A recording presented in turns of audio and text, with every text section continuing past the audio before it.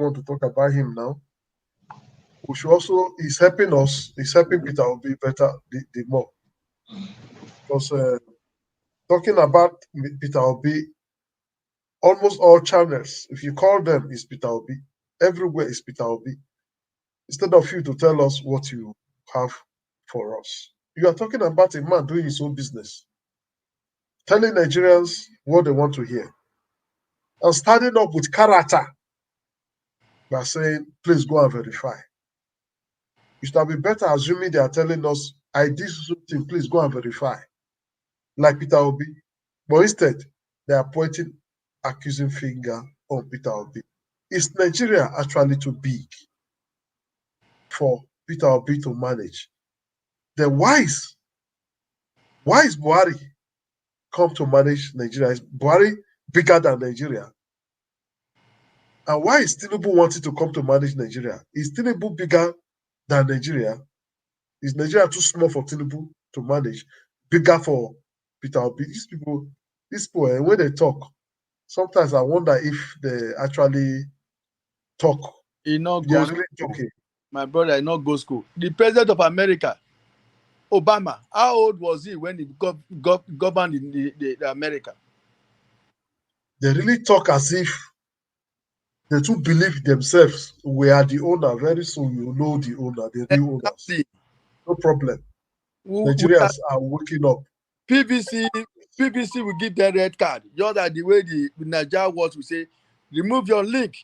They will show you red card. That PVC will give them red card.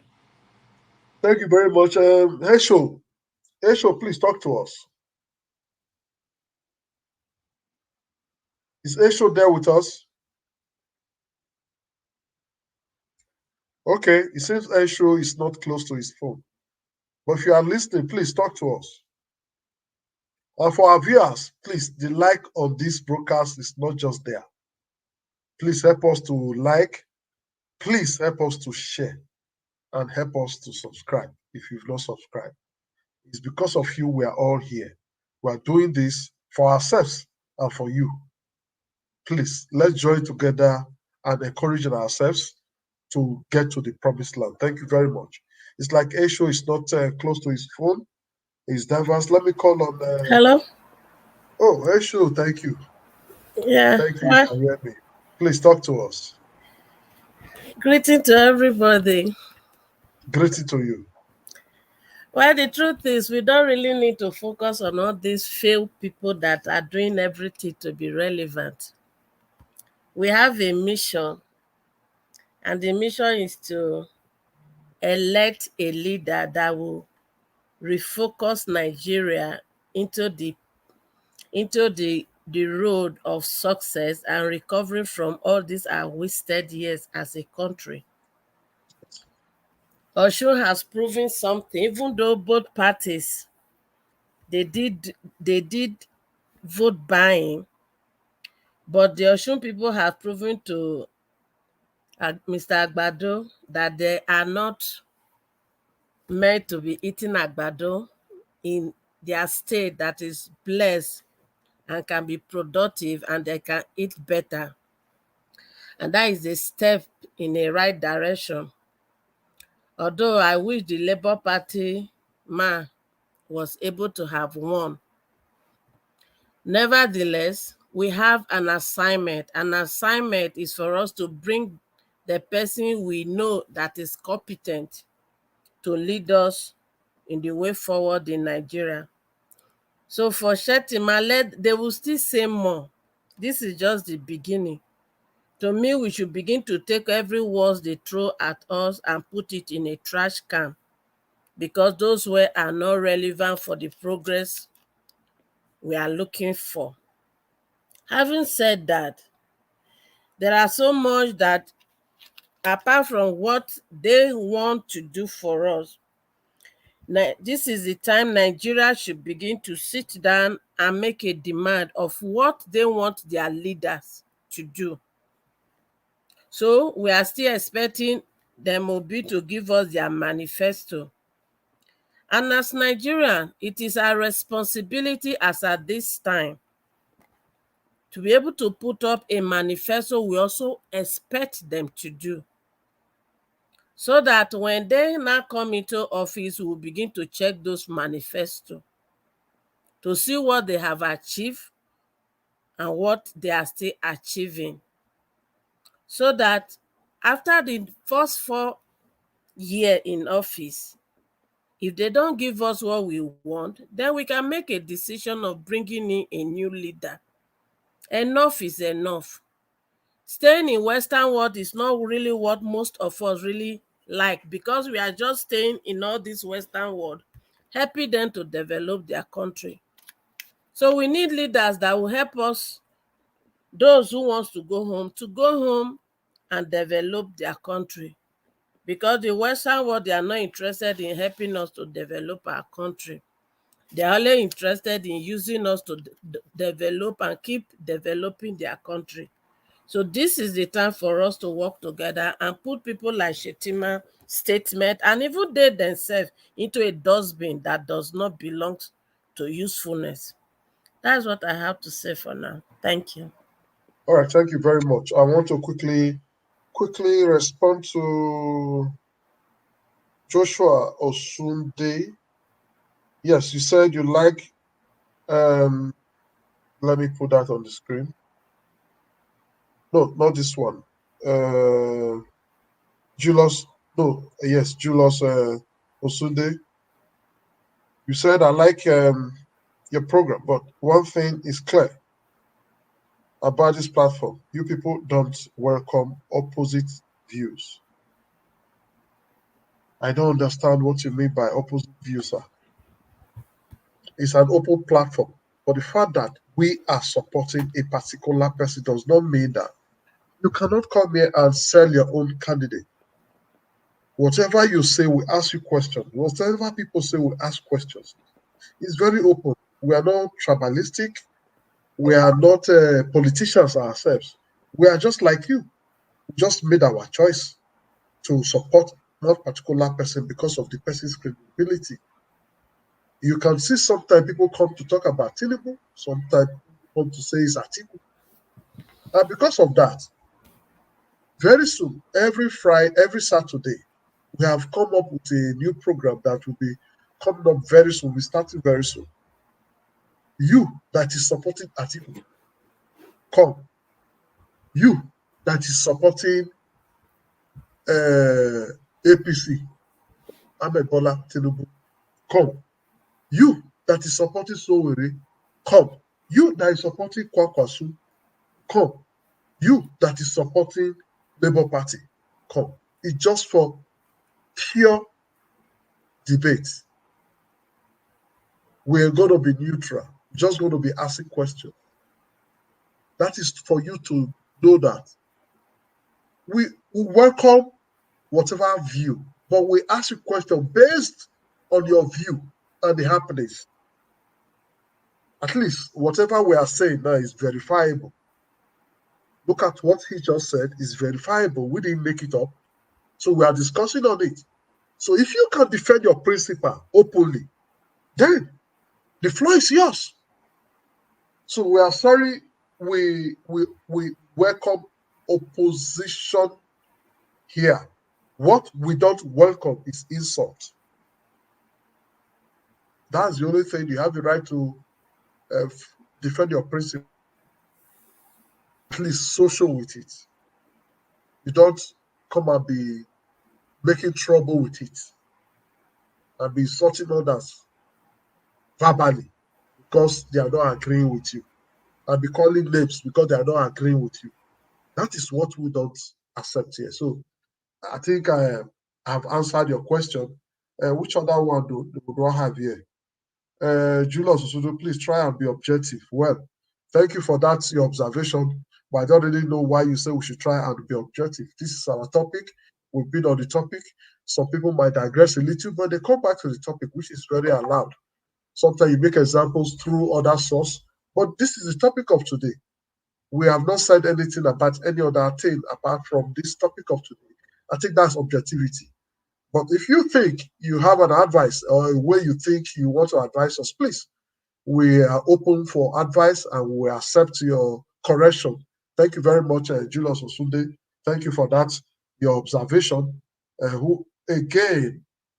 Okay, I think that's all for now. Let me quickly go back to panel. So, Godfrey, please talk to us. Hello, can you hear me? Yes, we can hear you, sir. Thank you very much. Talk to us. Okay, thank you so much, Niger Watch. You guys are really doing a great job, and I pray that the Lord Almighty will bless you guys for your hard work. Nobody's paying you guys for this. You're just doing this because we want to see a progressive nation. We want to see a better nation for all of us and our children. So, we are talking about Shettima coming to say that Obi is not fit to lead Nigeria or to, let's say, what, become the president. In what sense? That's one thing we must ask. That means, you know, in some people's mind, they just have it like, okay, there are some people that are born to rule, and there are some people that are born to follow. But we thank God that people are waking up, even in the north, that they are really seeing that, okay, these people have been ruling us for God knows how long, but nothing is improving, even from our end.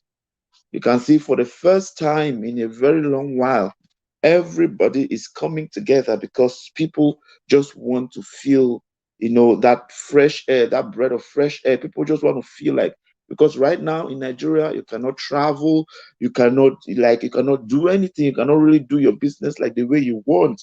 So it is really, really saddened. And some of us that are outside, we really want to come back. Yeah, I can say, though we have all the amenities here, all the facilities, but the way of life, we really, really miss the way of life back home. And you will enter a place and they will look like, I can say, one time I was telling this colleague of mine how Africa, particularly Nigeria, where I come from, is so nice, is so, that kind of, I was giving him all the good things about Nigeria. And then only his body language, like he was just looking at me. I said, if Nigeria is so good, like you're describing, what are you doing here? So that alone, though you cannot, he did not say it, but from how he was looking at me, that was what he was trying to, the message was trying to pass across. And I get it so much. And tears run down my eyes.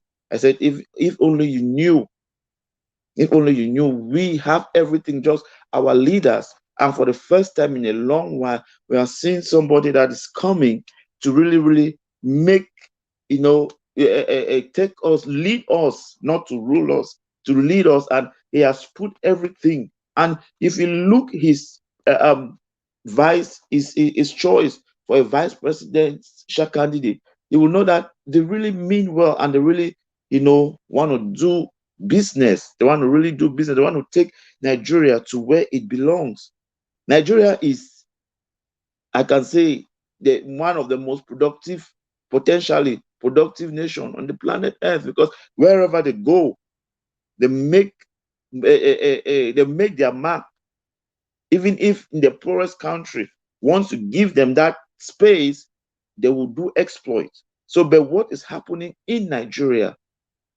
They have in companies here in America, people are MDs, people are doctors, people everywhere, top ranking positions. You will see a Nigerian there. Even in an African community, like if they just see you, if a white see you, he just know in his mind that whether you are coming from Congo, Gabon, Cameroon, wherever, he just know that you are a Nigerian. Because why? The Nigerians are dominating. So we want to see that in our country. So this is why we are asking, especially people on ground in Nigeria, please help us. We have seen the good side of life. We are telling you, help us, please. We are begging.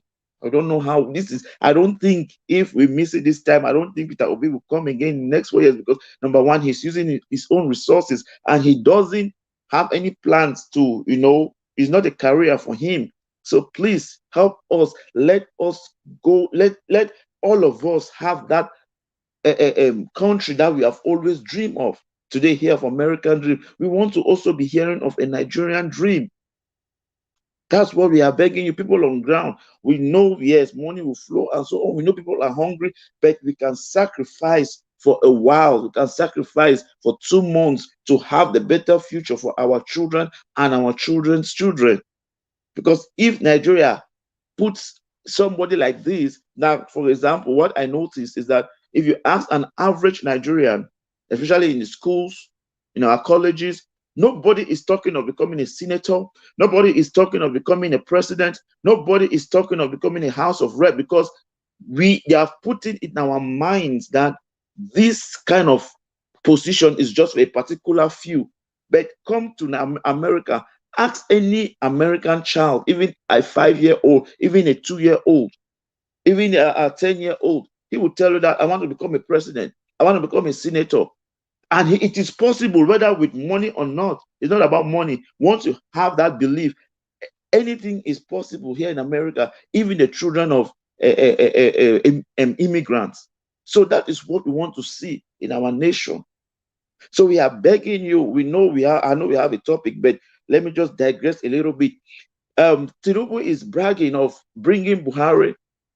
Let's look at this in a more critical sense.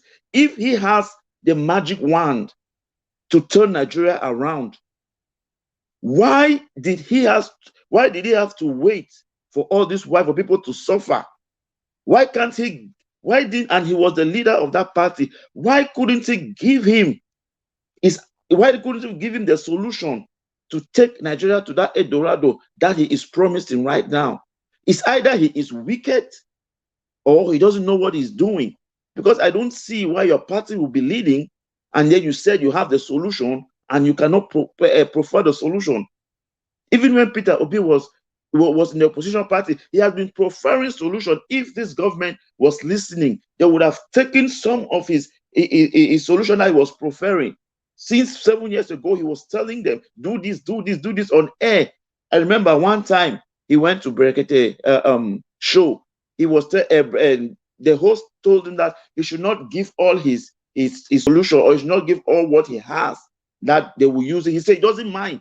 He only wants to see Nigeria working. He doesn't mind if they steal it. He doesn't mind if they use it, as far as it will better Nigeria. That is what he wants to do. That is what he wants to see. But yet they are coming and said, I have this.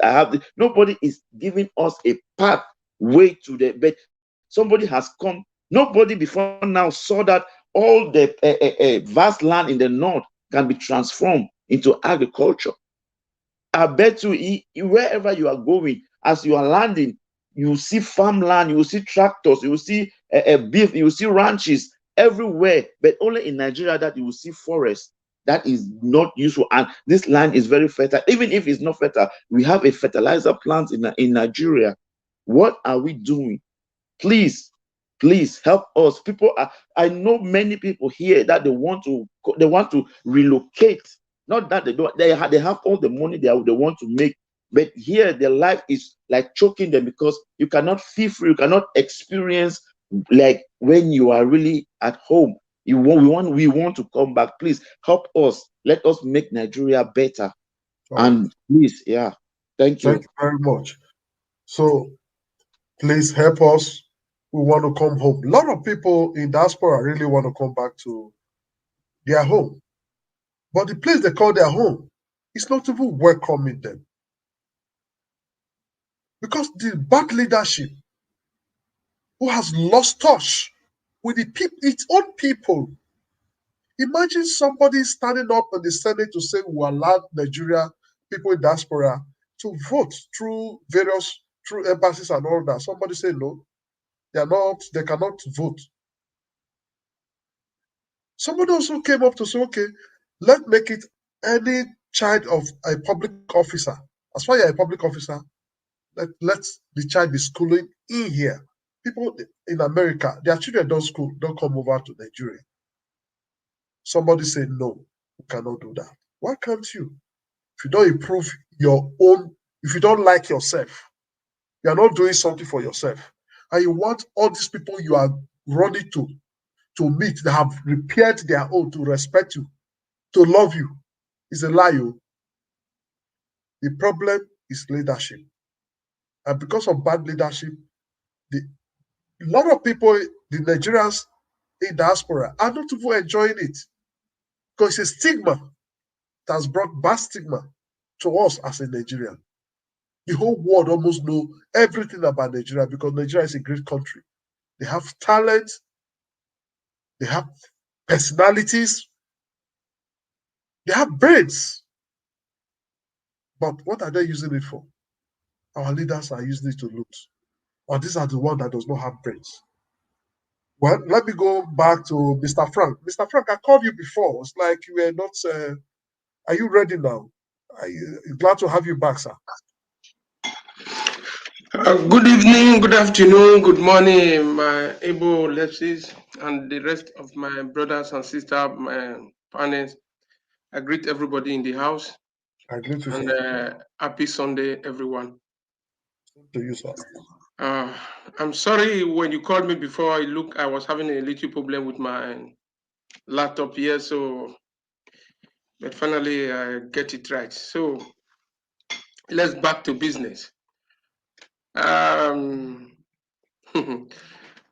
let me start from the vice president of Tinubu, because although you people said I will respect Nigeria Watch not to go far because I really have some packages for him. So, but I will reserve some for the D-Day. So, Today's topic is really mostly starting from Tinubu now. We look like you are digressing. Today's topic is mainly because of what Shettima said about Peter Obi, that yeah, the country is too big for Peter Obi to manage.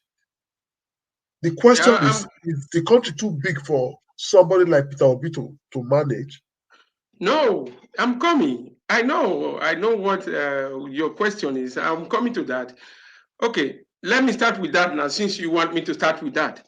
Actually, the country is not too big for Peter Obi to manage. We all know where Peter Obi is coming from. Apart from he have been a former governor to Anambra State, but again, for his own personal life, we all know where he have gone to and where he's coming from. What my answer to that question is just that you see, these people they are afraid, because what I see there, anytime they come to the media, what they say, they don't have anything to offer to Nigeria, is just that to talk about Peter Obi. But what they are saying, for me, I'm happy. What they are saying is pushing Peter Obi to the victory. It's making him large, because many people who does not know Peter Obi, with their comment, people would know Peter Obi the more. So the more they offer one word, Peter Obi will be expanded more. So let them continue be saying. And one thing I love about Peter Obi, when he said, you cannot pay them with hatred, you give them love, you show them love. So we will show them that love, then we will get the victory, then and Nigeria will become great again. That is our goal, because the people there in Nigeria, though they are feeling the heat, I know they are feeling the heat for the financial aspect or for the whatever, but we that is living outside Nigeria, we know what we are really passing through. So we know what we are passing through whenever you step out of your country, because there's a word who said the home is home. So that is for that. For Nigeria, I believe this time we have to get it right. And anytime I come to your program, my brother, I always plead with my brothers and my sister who is living in Nigeria. If we miss it this time, I don't know when we are going to get it again. Because I remember my first contact with you to Nigeria Watch. I said one thing which is I will never forget in my life, that God should make them continue to make a mistake. That the mistake start from PDP when they make their first mistake. Now is APC, so they are continuing every day making their mistake so that we will get the victory. So that is just my prayer till this thing, everything get to our end. And one day I know we will get the victory in our side when Peter will become the president of Nigeria after the election next year. So that is for that. So for the vice president to Tinubu, well, I can still say, because we all know him, he was a former governor to Borno state. We know how he talk, and one thing I don't really understand for the Northerners, sorry, my dear brothers and sisters from the North, not that I'm trying to be biased, but for somebody who is coming to represent a country like in Nigeria to offer that word that in Nigeria, that Nigeria is too big for somebody for like Peter Obi to handle. So for me, sometimes I think it, but I don't really know what it means by that. But in the other way around, maybe I understand where it's coming from, because why? Before this man was elected, the first where I hear is from Gandushe, the governor of Kano, said it. They have make a meeting for Tinubu to pick this very man as his own running mate. So with that, I am not surprised. I know where they are coming from. It's still the same cabals. So they know what they are doing, and what I'm just pleading, we should not shake. We should stand our ground so that we rescue Nigeria from the hands of these evil men.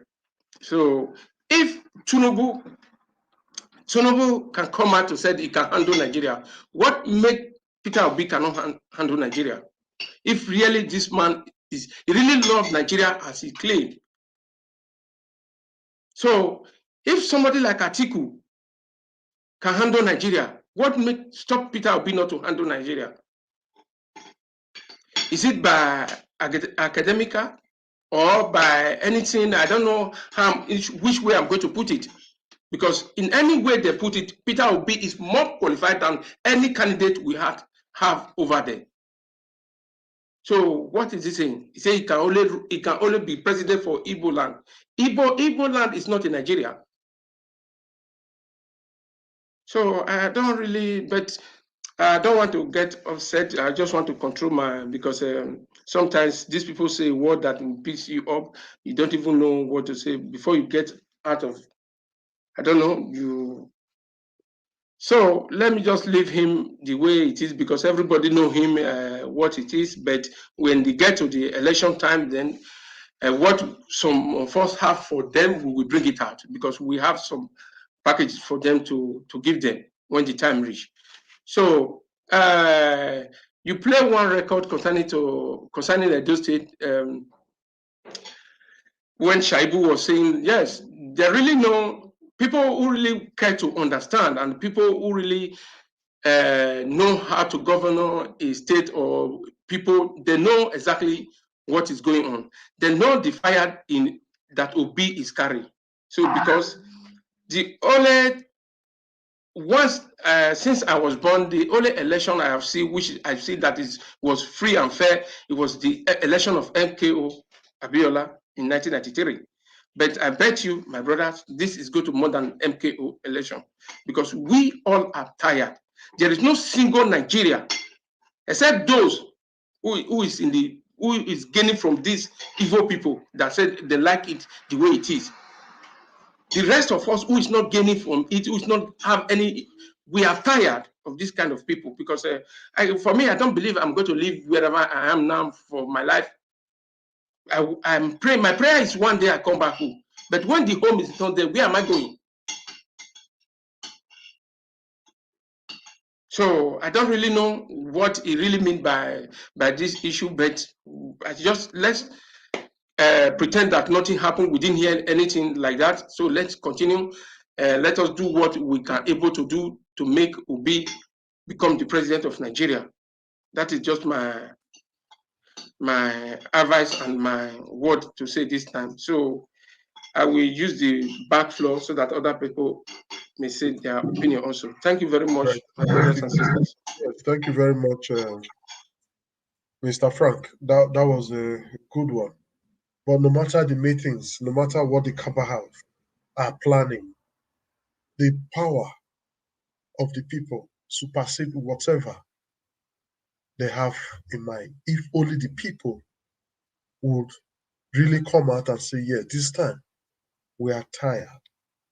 Power belongs to the people. And they showed that in Oshu, just concluded Oshu State. The people have this say. If the people say, this is what we want, that is what they will get. So let them go and be planning and planning. Let them come and face the people. The people who they are supposed to be representing. The people who they are supposed to be serving as servants. It's a pity that a lot of Nigerians, they made us to look like we don't know nothing. They have so subjected us to agile poverty and thuggery that some of us become very afraid to do certain things because we don't want to die. But no freedom. Freedom does not come just like that. One has to demand for freedom. So if we really need freedom, we must fight for it. We must demand freedom. Nobody give you freedom for free. It's not possible. Anywhere in the world, you demand for freedom. So I'll be calling on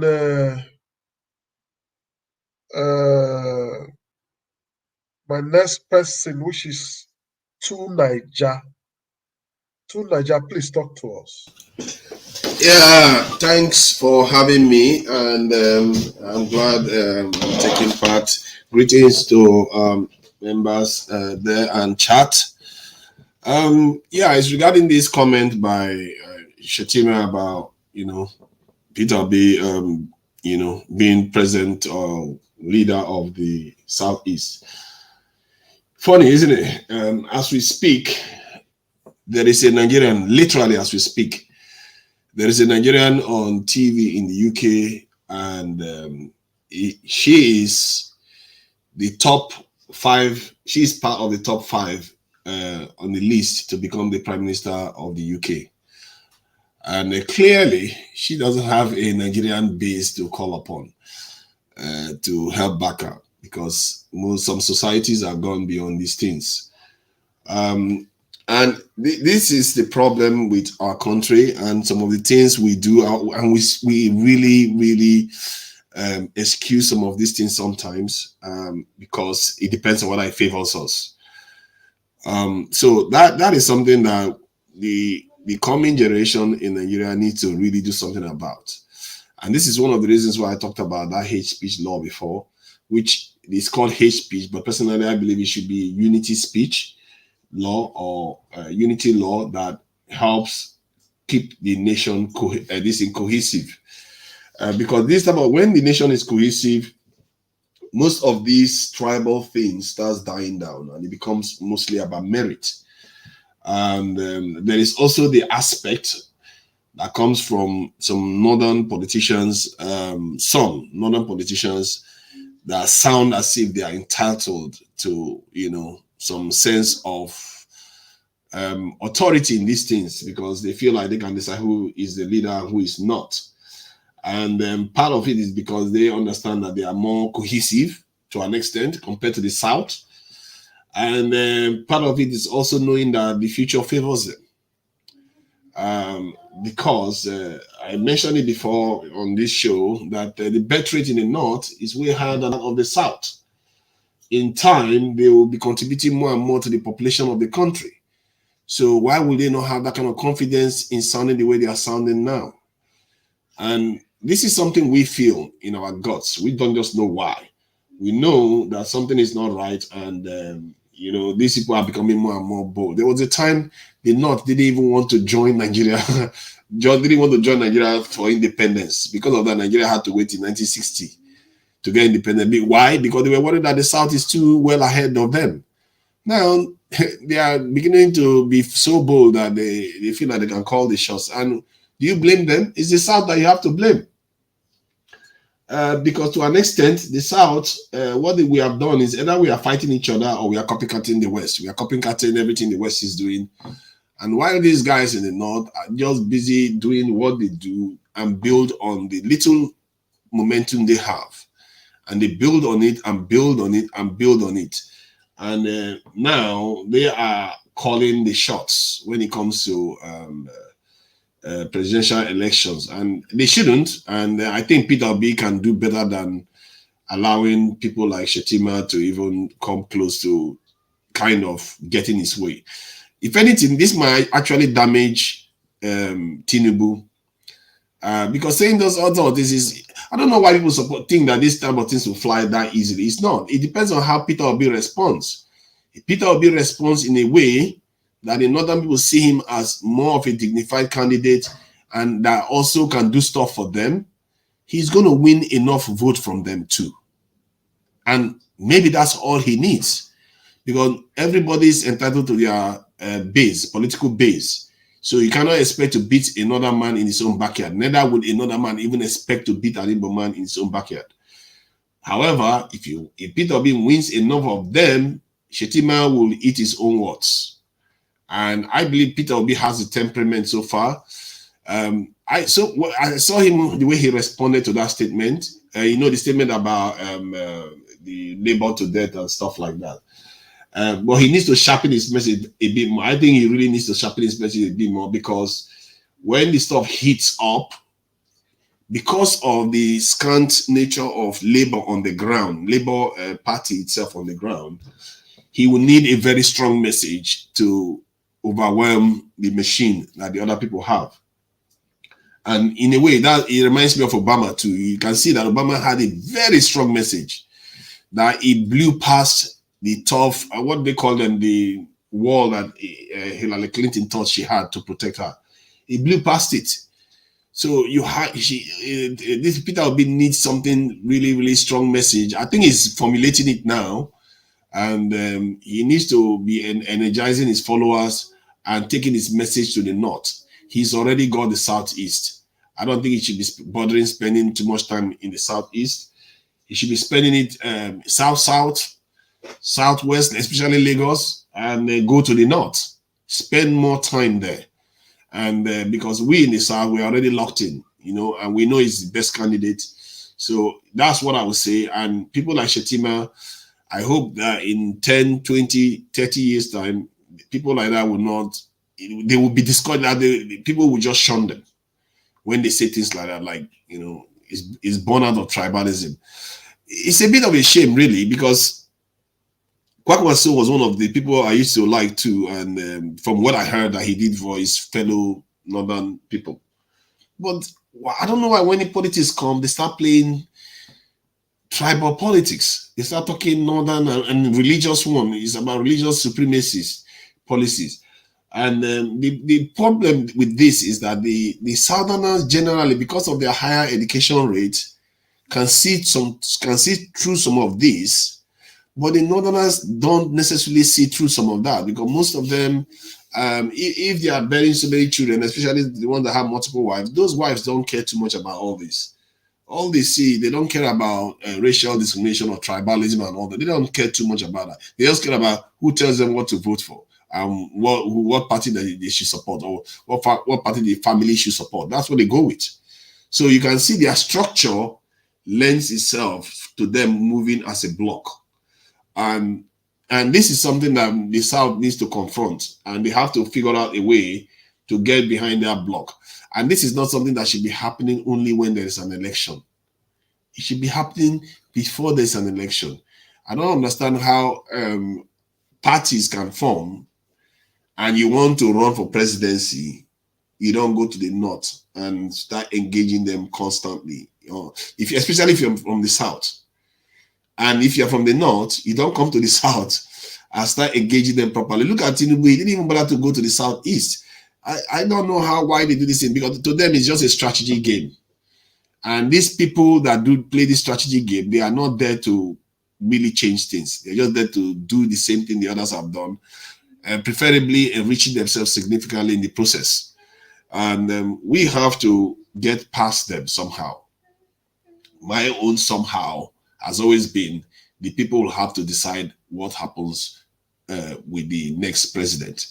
And if the people don't want to take that power, my God, I don't know what to tell them. I really don't know. If the South does it, even if it's only the South that does this, it marks a line. We have to sooner or later start demanding stuff.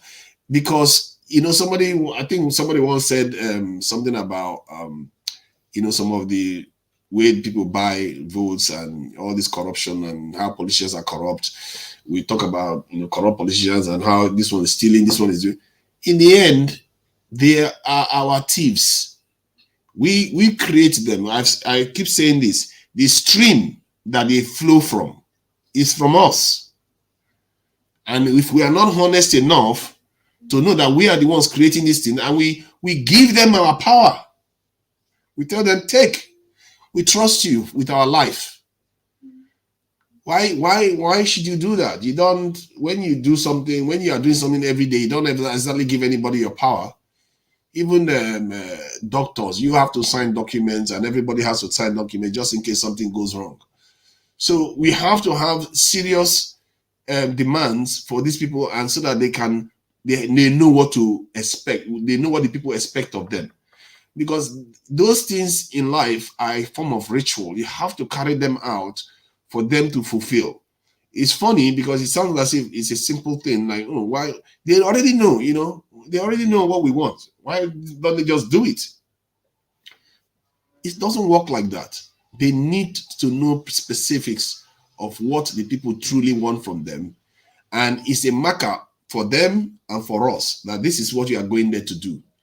You are not going there to start formulating your own policies and hoodwinking us and telling us you are going to solve power for the last 22 years and that never ever got solved. If anything is getting worse, you're telling us we are not going to have fuel scarcity, we are still having it. Corruption is still there. We can't keep leaving these things to them. And part of the reason why we leave it to them, because we have not become part of the system itself. And that is one of the big difference between Nigerians and most parts of the world, where the citizens don't necessarily participate in the state as much. They don't contribute to the state directly. They rarely even engage with the state as much. If anything, the only engagement they have with the state is when they hear bad news and they curse the state and they say all kinds of stuff about the state. We have to build our country. These people that get in there, I don't know what happens to them when they get in there. Maybe that's why they went in there. They just completely forget. They just go there for their own specific reason. And I know for sure because I've seen many Nigerians, I've spoken to many Nigerians that have said when they get there, that's what they're going to do. So this is not, these are Nigerians, so not the ones that are leaders already. Nigerian men. A good proportion of young men will tell you that's what they're going to go there and do. Yes. So we have to be honest with ourselves, because if you are breeding this conditioning amongst our people that we are going to go there and do these things, why are you surprised you're seeing your leaders do those things? Because that's how they were too. They too were conditioned like that. Okay. And for me, sorry, let me just finish. For me, the worst of it is that it's one thing to go and make money, but how about doing stuff for the people? And that part of not doing stuff for the people properly is the one that the people need to take power over. Because it's one thing to try to be corrupt. I've said it, we can get rid of corruption to a large degree. You can force the government to make their accounts public. There's no reason why they can't. We can do that today. You can force the government to create 2 million jobs today. They can start creating 2 million jobs by recruiting 1 million into the military and 1 million into the police and the customs. That will create jobs at the same time while improving security, which will in turn stimulate investment that pays for all that security investment. Okay. It's a no-brainer. Those are the things we should be preoccupying ourselves with, instead of worrying about our brother becoming president so that it will enrich my family, or I get in there, I will go and enrich myself, or I want to kill the politicians because they are evil. All those things will not get us anywhere. We've been doing these things, and every time most people talk about attacking politicians or there needs to be a revolution, I can tell you right now, Nigeria is like a house. All right, so Nigeria, quickly round up. 30 seconds. Nigeria is like a house with the walls crumbling and the members of the family are holding the roof up. Hyenas are circling the house, waiting for the house to collapse so that they get in there. If those members of that family that are holding the roof up starts fighting at that time instead of building the walls up, what do you think will happen? They will all be gone. And that's why people have to be careful when they are talking about causing instability. It's going to set Africa back 2 decades. Thank you. Yes, thank you very much. You made a lot of depositions. Yes, people have always demand, but their voices have been trampled upon. That is why we are carrying this message that a lot of people need to get involved. You see, these few people, yes, I agree with you that we are the problem. We created these monsters because they live with us, and from us, they became who they are. It has been a structure and a system. They don't respect the rules. Some of them seems to be above the rules. If I do, I'm being captured. If they do, no. Even if they are being captured, they are being given very lesser alternative, or they give them the option to forsake art Nollywood drama, and they are let go. It means our institutions, leadership have made our institutions weak. We have written rules. They are there. They are not following it. They will only follow it when they affect a common man that has nothing to offer. But when it comes to them, it becomes paddy paddy. So that's why we need to change this institution. That's why we need to educate people on what they need to know. The first thing is change the leadership to a pathetic leadership that really carry these people in mind. They really want to rescue and make changes. If we keep demanding with these wrong people, EndSARS was an example. People came out to demand. How did our leaders, brutal leaders, reacted to the demands? They opened the cage of lions, using public officers, military, police, what have you, to threaten them. Some were killed.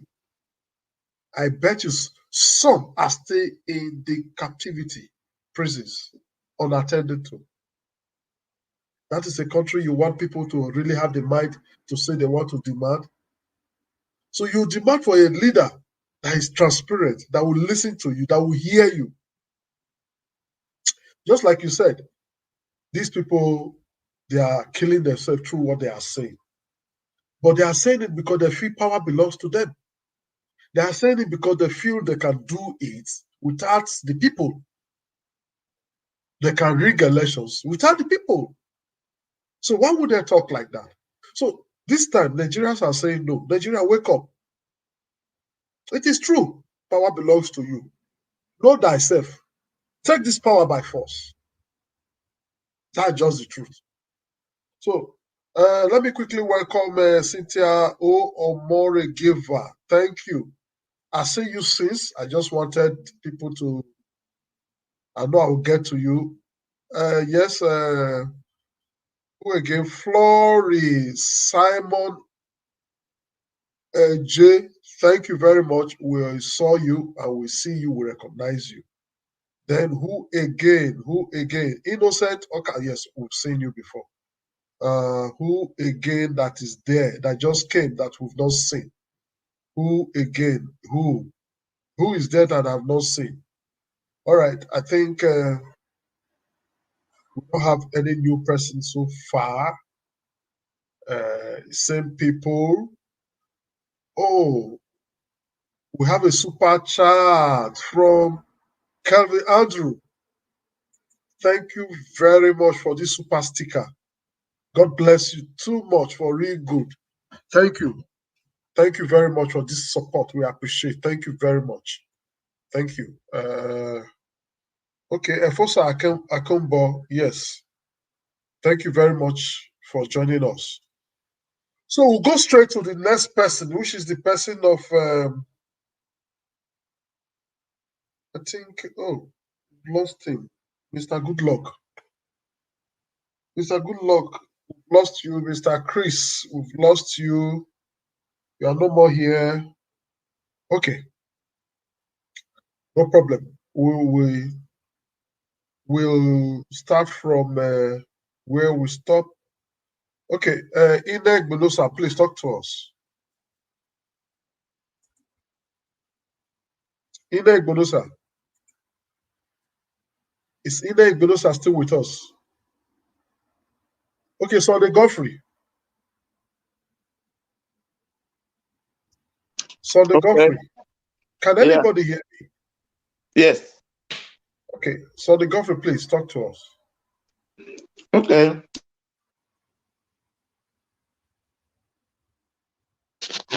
We want a better Nigeria. Yes, we want a better Nigeria. We all want a better Nigeria. How do we get a better Nigeria, sir? In the situation we are today, what do you think? I want to thank them for taking the charge to see a better Nigeria, even from their governor and their deputy governor. They are speaking truth to power. And we know everybody in Nigeria know the truth. Everybody in Nigeria know what's best for us, but just because of some certain political affiliations and family affiliations as well, they don't want to do the right thing. But I just want to hail my Edo people that they are really, really doing a good job, starting with you, Niger Watch, Lefties, my man. I really, really want to thank you guys for the work that you are doing to educate, sensitize our people. And we really, really need to do more as well. Go into the nooks and crannies to let the people know that a better nation is good for all of us. Thank you so much. Yes, thank you very much. A better nation. We can achieve a better nation if we really demand, according to Niger. We can achieve it. All we need to do is actually come out and fully demand for it, because the power actually belongs to the people. In a situation where people, before they get into power, are already planning what they will do, because that is the structure on ground. But that is what is happening on ground. You get there not to actually do what the office say. You get there to enrich yourself, enrich your family and friends. You get there to loot and steal. You get there to oppress the commoners. You get there and become wide, very wide. Not, you are no more humble. You seems to be different from the people you are supposed to serve. And these people gave you the power. Why? The next thing you do is to take everything in your country, because you know you got them illegitimately. You want to be stocking it outside the Western world. How many Western world has come to stock their rich, their gold in your country? Are you wise?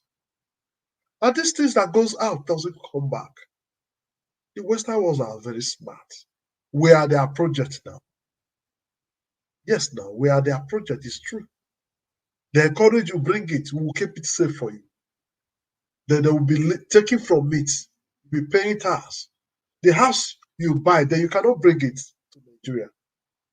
At the time you sell it to them, it's their property. Whatever you take our money to go and do there, you will never take it away. It will not come back. As such, you are drying us, conniving, cheating your own people, and cheating yourself. My problem is this: one day we all die, and we'll die. We go naked the way we came. Then why are we so much wicked to treat our fellow brothers, our fellow citizens so wrongly? Why are we wicked? Why are we taking everything that does not belong to us? Because we are greedy. We want to keep it for our children. I tell you what, most of these children don't need them. When they come, guess what? It is natural, because they don't know how you acquire them. They start using them until it will be no more. They sell them away to meet up their life. So I think we need to be wise. I know there's no way we'll talk to our leader, because if prayer can change a country, Nigeria, And we pray, doing all sorts of all nights every day, prayers every day, churches everywhere. But sometimes we now see that they're even adding problem, fire to kerosene. So people need to wake up. Look at a man coming out to say, I want to serve. Let's rescue this country together. We can do this. We can do this. We can start from here. We can try this. It will work. This country does not have oil. Look at what they are surviving on. And they are working. They are getting much money, bigger than we that have oil. Oil is fading out. Let's diversify. Let's go into other way to make Nigeria great. We can invest in our economies. It's a lie. Why some others are coming to point accusing finger like the one just said that he should go and rule his region. My question again, is Shettima ruling his own region? Is he coming to be vice president to his own Fulani brothers alone? Why using languages that will divide us? Why? Why don't we just really keep this country and build unity? Nobody stops any region from not going to school. Nobody stops any region from not being educated. Education is there. Go and achieve it. Why depriving those that really know what to do? Because you think when they get there, they will sidetrack you. No. Those that know what to do know what to do. They know what education is. For example, when Goodluck Jonathan was in power, what did he do? The Amajiri school he built, where did he build it? Is it in South? No, he didn't build Amajiri school in the South. He built it in the North because he wanted to encourage education. Everything he was doing was for the North because he wanted to improve the life. But today, our market. So, well, Mr. Frank, talk to us as we begin to almost get ready to wind up. Mr. Frank, please talk to us. Hello. Hello, yes, Mr. Frank, talk to us. Yeah. Thank you very much once again. What I really need to say this time is not too much. I need to repeat what I said before because it's just to beg my fellow Nigerians and my brothers and sisters. We should look exactly. I can say it with all my mouth open. With Edo State is an example. Not because maybe I'm from Edo State, because I really love my state. I'm proud of Edo State. So, because everything, I can say everything started from there. And in this fight we are on also, I have it in my mind, it's 100% Edo will be for Peter Obi. So, what I'm saying is that the rest state, please, we all should wake up and let's fix this thing right this time. Because if we miss it, I don't know when we are going to see somebody like Peter Obi again. Peter Obi is just there. Peter Obi is using himself just as a ladder for we Nigerians that is crying for change to climb so that we can get that change. He said it before these days that he's not desperate to be a president of Nigeria. But why Tinubu is desperate, he said, it's my turn. That is what Tinubu said. Then when they asked, what are you going to, he said he will employ how many millions of soldiers. They will be eating agbado, cassava. That is what some people, because if I look, those set of people who still saying Tinubu as a president, Tinubu as a president, I shake my head. If these people really Nigerians, because what is happening in the rest of the world is not happening in Nigeria.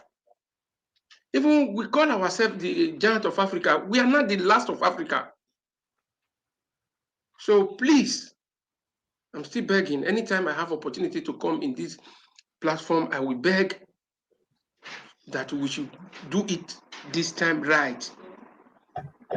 We should not let this opportunity left us by, because For me, I want to have a place to call a home. I wish, I don't know, but I just pray. But even if I still make it possible, because I don't have a voter card now, I'm here. How am I going to vote? But I pray, just God give me that opportunity to be in the ground before the election. Then I will see what I can do to the people who is close to me.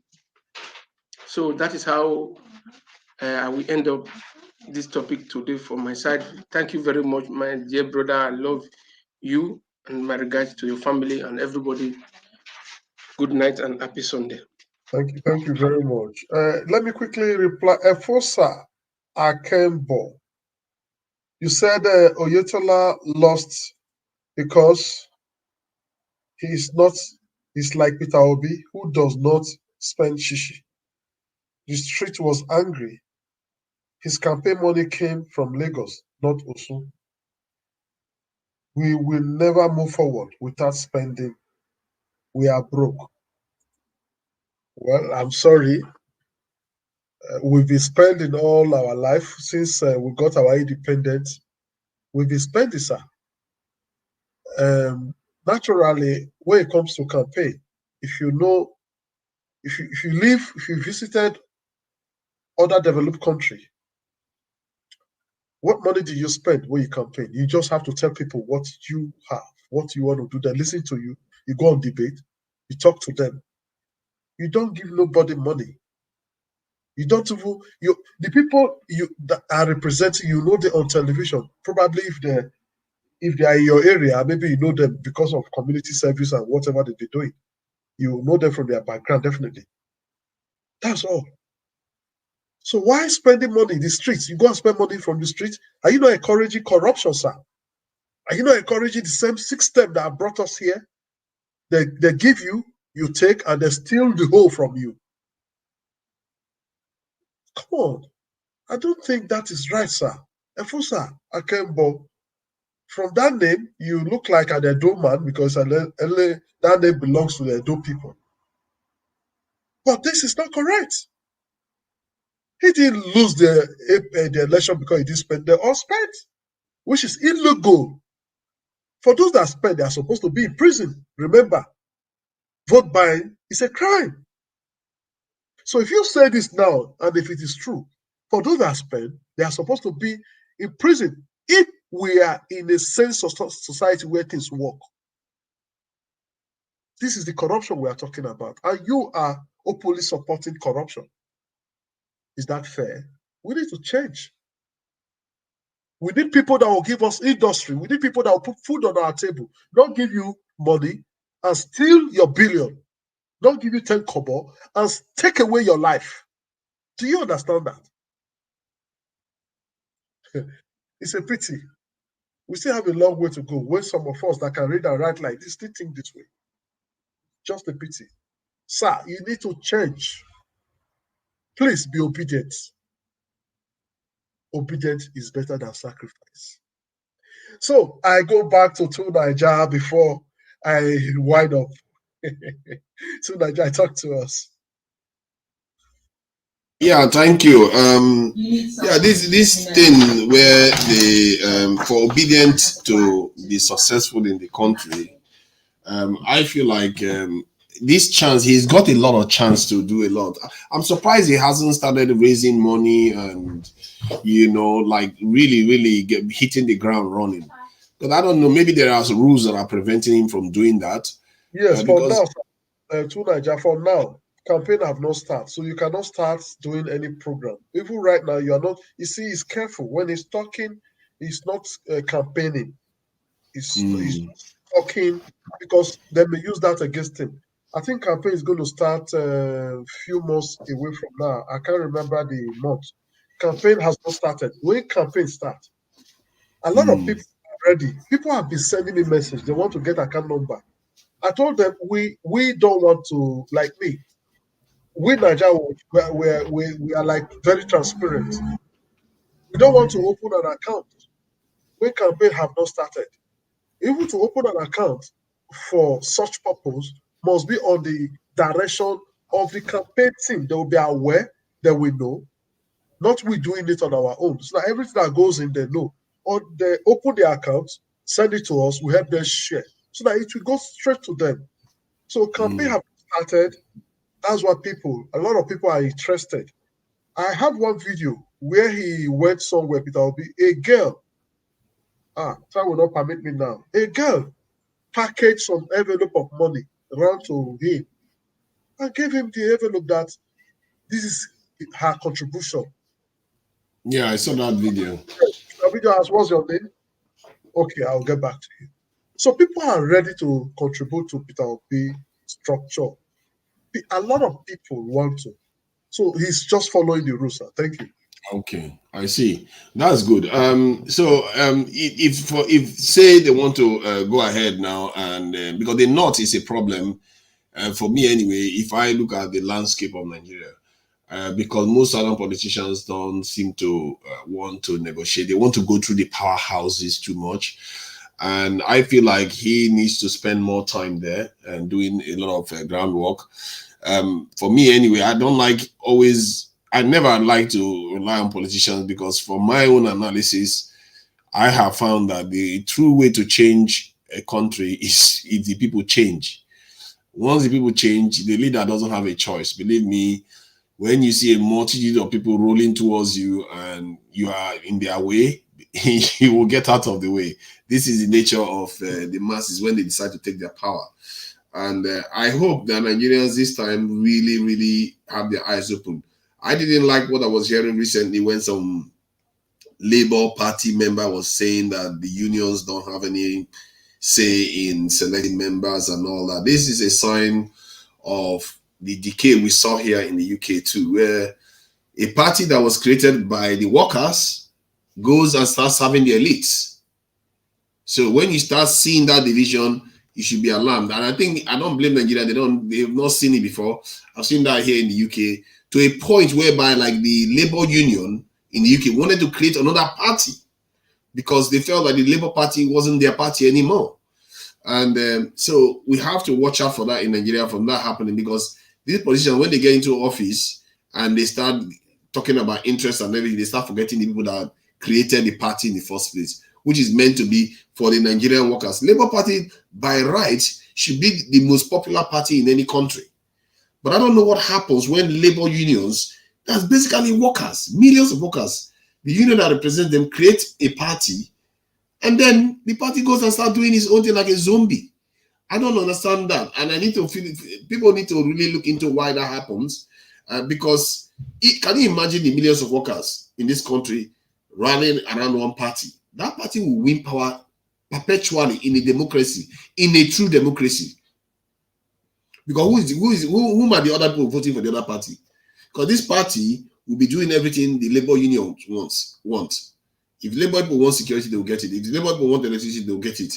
Because they are doing the mandate of the Labour Union, which is the people. And when these people separate from the union, then you start seeing the deviation. They start going to serve the same masters that the other parties have always been serving, which is the elites.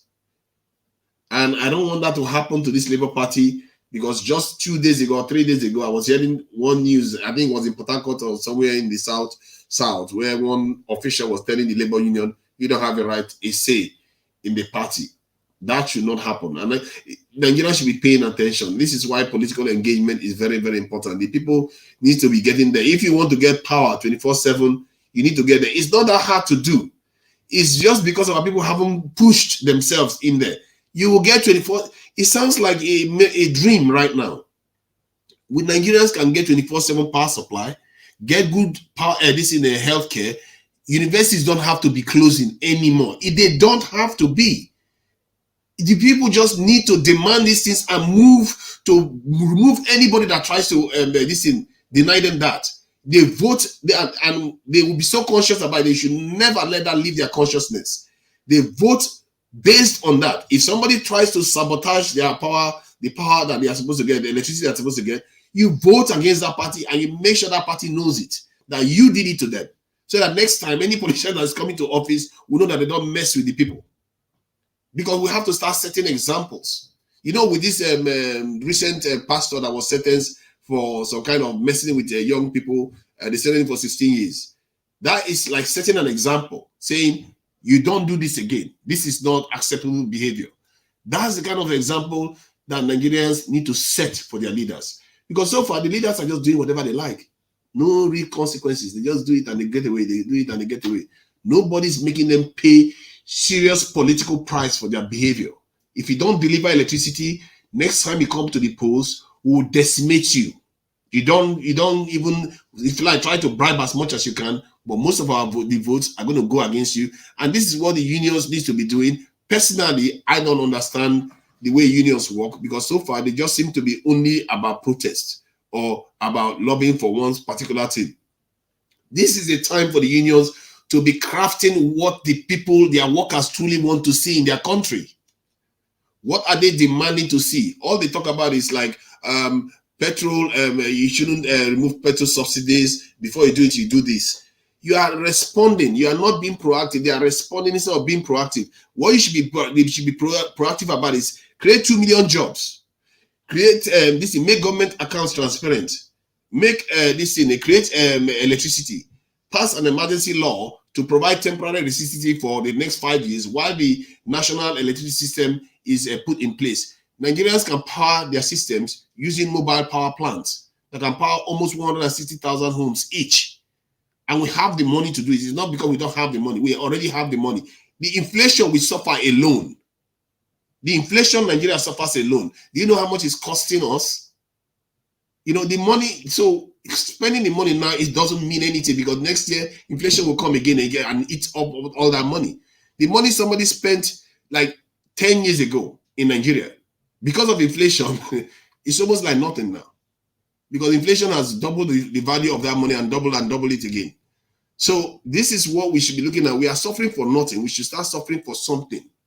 And we should start demanding for something, because all this payment that they give us is bribe that will just mean that after we take it in for, let's say, 5,000 naira, you are selling yourself cheap, because that 5,000 naira will cost you millions in years to come.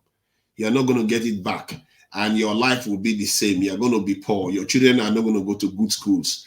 So all the money you are getting, you need to find a way to resist it, because I know how hard it is to resist all these bribes that Nigerian politicians give to people, because people are suffering.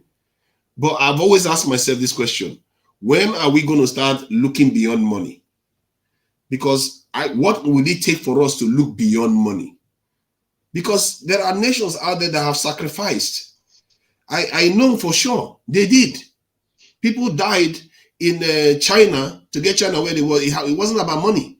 People died in Russia to get Russia where they are now. It wasn't about money. These people had a belief that they have to better themselves and they have to rescue themselves. And the leaders that they put in place had their support to do serious things to make sure things are done right. And that is the kind of energy we need to have. And I believe that the only party that has that right, and to be fair, is Peter Obi supporters. They are very passionate. That passion does count for something when it comes to doing stuff. The question is Peter Obi ready to do what it takes to fix the country? And I ask myself that question, and I really think people should be asking themselves those questions. Because Peter Obi right now, we know he's got a son in the UK. In my mind, that is a security threat to him. Because if you are doing stuff for your country that the UK doesn't like, your son is there. Or I think or in the US or something. Your son is there. I don't understand how our leaders have so many of their children overseas. And why is the UK Prime Minister's child not in Nigeria? Why is Joe Biden's child not in the UK? These people take our heart and leave it outside the country. And as a matter of fact, Atiku was he not in the Middle East, and Tinubu went to Europe how many weeks ago? They just are all over the place. And our nation is just left floundering. I'm saying these things so that we all start understanding the scale of the gap between the way we are thinking about our problems and what the reality is. The real reality is that there's so many areas that our people don't consider at all. We don't like it. We don't like our leaders going overseas, but it's a very, very serious situation that we put our people when our leaders go overseas and their children are there. If you do something that is against that country, they could blackmail you with your child. They could blackmail you with your hospital treatment. Not to mention the fact that our leaders go there, they open their chest. God knows why they don't open their brain too. And they come back home and come and say they come and serve us. Why are they not building the hospitals in Nigeria? That is not hard to do, you know. All these things are not hard. So why are they making the excuse to go overseas? Okay, so Niger, it is nice you said all this. But Dantata has one of the biggest hospitals in Nigeria. A private sector, a private man. That is the person that is fighting for the vice president candidature for Peter Obi. He has one of the good schools also built. Instead of using his money to travel abroad and enriching, buying jets, as of his age, he has invested in education. He has invested in hospital. He has one of the best schools in Abuja and one other state, in Nigeria here. Why our pastor, I don't want to mention him, has one of the best schools in America and UK. See? You say, why did Peter Obi child has to go to UK? Peter Obi he was in abroad before he came to Nigeria to start his investment and politics. Before now, if maybe you don't know, before he came into politics, the house they wanted to blackmail him with when EFC went to him, he brought out the paper and how much he bought it. They discovered it was not even with Nigeria's money. It was not when he was in the office. Many in his private as a trader, he has made his money and improved his life and the life of his son. Things were not really just too working in Nigeria. A lot of private sectors, when I was growing up, their children go abroad to go to school. But I tell you what, the moment their section is running up, the following day or the following week, the child is in Nigeria. They don't stay. They don't stay because they went to acquire knowledge, more knowledge, and came back. They always come back with their portfolio. You said the children return back to Nigeria? Yes, they come back because Nigeria was good, was working. The money was those days. Our money was big. So why would you want to suffer? When I know my uncle and his children, I know all his brothers, schooled in the US. Why he came back to Nigeria, he was still sending money and buying car, best car, BMW company sending car to it. You buy from here, order it, and send it as a student. Nigeria was working. This corruption was little. You policeman will not take bribe publicly. You can never see a policeman taking bribe publicly. They take, but secretly. All the schools, we have people that go to inspect them, call them inspectors. Schools were upright. Teachers were upright. They come to the inspector, they come, and these inspectors, they go to all schools all week. They go around to check the environment, how the teacher doing. They interview teacher, they interview students. They just come and go into the class and call students, ask them questions. My brother, things were working. I am a living witness. That's how I started. I saw these things myself. If a man retired in the public sector, assume he has stolen hidden money, illegal money is stolen, you will never see him with a big car. He still be riding bicycle until he retires. It is when you wait for his retire. When he retires, that's when he will be waiting for his gratuity. Once the gratuity is, he now bring out that money he stole illegally that he was not caught. That's where it starts. That's why you see, not like now you see a child of 16 years riding a car of 20 million and he has no job. His father does not have a company. He cannot ride a car above his salary there. You'll be asked questions. That is Nigeria. I was there. I felt it. I witnessed it. I was there. It was my time. And our generation decided to screw it up for the next generation. You remember why Ali was taken to was arrested? How much? How much? That he never stole. How much? But now the same Buhari, high in market with him now. So the problem is actually leadership. In Nigeria before, we have rules that were working. Your father, your mother will tell you right from small things you don't do to give them bad name. These were culture. The culture was working. The law was working. Our churches were working. I don't know if you know of church rats. They don't give children to a pastor. The pastor want to marry your child or your sister. You'll be angry. He has nothing. Look, if you will welcome. He don't fire. That's a pastor, a man of God that preaches. He has nothing. But now, compared to now, they go with security. They go with DSS. Which money? And private jets. To the extent they are buying private jets. I tell you my time. You don't give a child to your pastor. The question is, can you take care of this child? Because you don't work, you don't have. Things you get, you still give it out. It's for the church, it's for God. You don't take.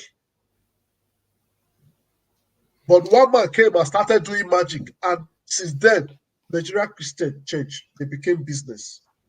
The man did so many magic, collect money. So you see, Nigeria was working at the time, sir.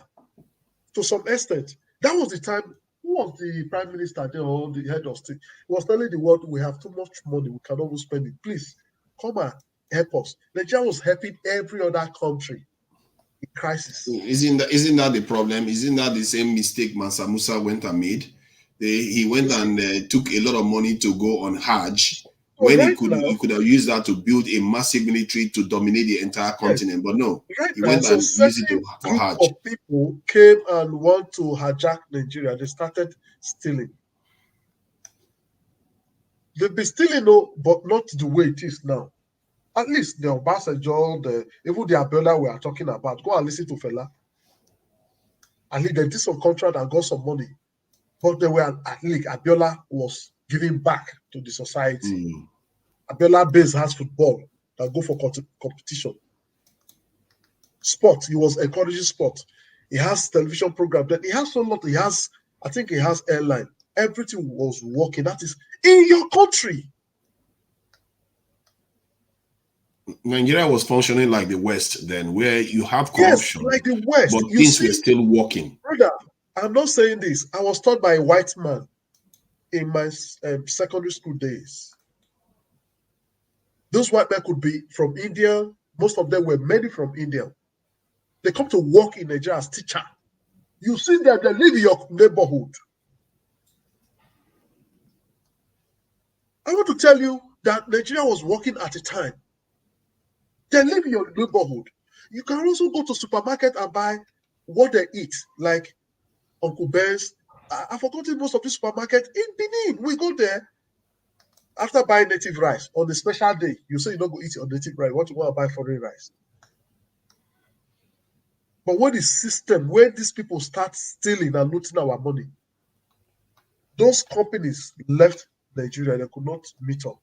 Pojo, you don't buy fairly used car.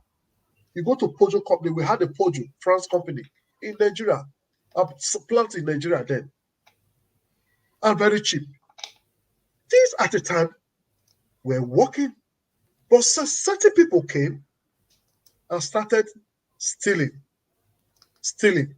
and also start conniving with foreigners to come and steal. Undermining the country's economy. Now, some has started like Buhari, borrowing, not borrowing for a project that will bring money, like a company, industry, or what. Borrowing. They will say for one project, it will be on book. They'll swallow it into their pockets. And we are servicing the debt. We are still borrowing. I don't know if you understand. what Yeah, I've no, said. I understand. What concerns me about the Nigerian, especially Nigerian defense budget that I've observed recently was They that finish us with it, defense, and they it, created this problem. They are using the problem to finish us. They created this problem. They created this problem. Nigeria defense budget doubled in the last 2 years or so, And tell me, and they didn't double the number of upon soldiers. the Nigerian defense project, all the double, all the what they have acquired in the heart of Abuja. In the heart of Abuja, let them go and do that in Benin, a local state. Go to our prison and see what will happen. In the heart of Abuja, some people came and said that, I mean, this thing is too much now. Sir, it's too much now. Oh my God. It's too much now. In the heart of Abuja. And at the time you were saying repentant Boko Haram, the same Shettima was fronting for let's give Boko Haram amnesty. We created them. You pack all of them into our intelligence. You see, look, we are not stupid. Giving them, putting them to the custom. One Boko Haram man that repented. It's clear. He was given control general of custom. He could not even salute. He was stupid. The video is there. He was given an appointment of a custom. Why you have intelligent people who went to school? Because you have you want to tell me there's no agenda. Sir, how do you rate that? If you want the country to go forward, why not give competency? Why not give responsibility to competent people? There's no perfect country in the world. There's no perfect. There's no way you don't have corruption. We must not rule that out. I must stand that there's corruption everywhere, all parts of the world. But first of all, do what the people want. Make them happy. Provide for them. There's no. I mean, this is too open, sir. This is just too glaring. And now, look at what people are coming out to say. You call yourself a leader. You talk with authority and talk rubbish. Yeah. $1 billion naira. 1 billion naira in Nigeria. I don't know what that is in dollars because I want to estimate. Mr. Inde has spoken, Mr. Frank has. I'm already running up. Naomi Bella that said I should give room for others to speak. We're already running up. Yes, we are running up, and others have rounded up. Look at the people you have as a panel now. So I really don't like when I'm talking at the end of the day, somebody's telling me give room to others. Which others that want to talk again? Most of them have said bye-bye, they've gone. I only have two Niger that is still communicating with me here. He's still here. And last time Mr. Frank spoke, he already said bye-bye. Mr. Ine Igbinosa also said bye-bye when he spoke last. So maybe Naomi Bella, maybe you should just come and start to talk. I will give you. Can I ask you a question? I said bye-bye, but I'm still here. I didn't go away. So that is why I'm responding to Tubaba from what Tubaba was the last person that spoke. So I'm responding to Tubaba, letting him know certain things that have played before. Maybe he's not aware. Where we were before. I want to ask you a question though, because I want to hear from your point of view. What do you think it would take to establish trust between the people and the state, sir, especially as it concerns corruption? Yes, sir. The only way to establish trust, the truth you just asked now, that question you asked, is the truth that is the problem between Nigerians and their leaders. Nigerians, an ordinary Nigerian does not trust anybody called leader. Because over the time, you see this leader still conniving with those in government. So the only way we can break that chain of trust is having a leadership that respects the people. The people are not stupid. When they see that you respect as a leader, you are respecting people, they will not know they are right. They will not be bold to come forward. Sir, Nigeria today, if you know somebody that is a thief staying by your side and you see him stealing, you will not say anything. Because as he's stealing, he's looking at you. Because if you go and talk, he has stolen. Tomorrow, he's being released. He's coming after you. I want to tell you why some people keep quiet. It has gone to this extent. That even the people giving authority to secure you are part of, are doing things with the same criminals they are supposed to take to jail. You see, right, they don't trust. Everybody's afraid to talk. Nobody wants to talk. You see some people talking here, they share their TV. If you even go to police station to report, the policeman will go and tell the person, please better give us information. Police, we go and report, and you just give truth and evidence. The person will come, you know, say that's so, but he pays. They're asking for money, maybe whatever. He affords it because that is dubious business. Yeah. That man will that guy. I can report you. We did that house, I can talk. Then they will be after that one. And you expect people to believe in the system. So that is what I am saying. For all to bridge this trust, we need a leadership with a heart that has a listening heart. That listen to people. That will pick the right people. At least maybe 60% of right people that can also help him.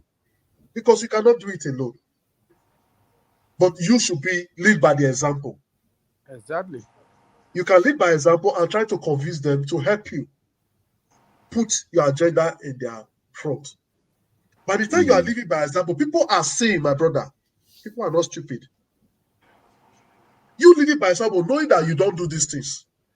Like somebody said, Mr. Afosa Akembo, he said, in Edo State, Baseki did not share money while he was in APC.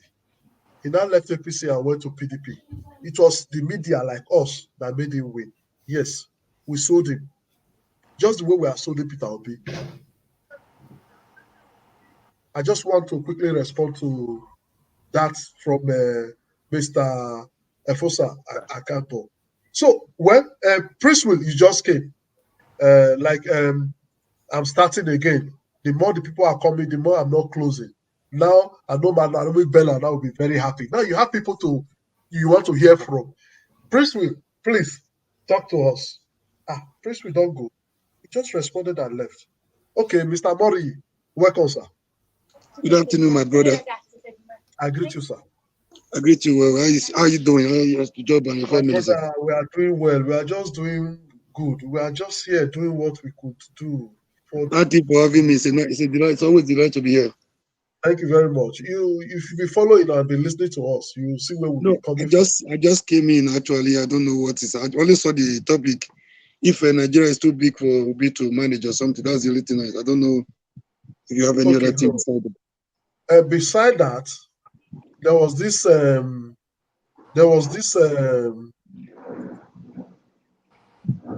this thing Shettima said on Friday to Obi.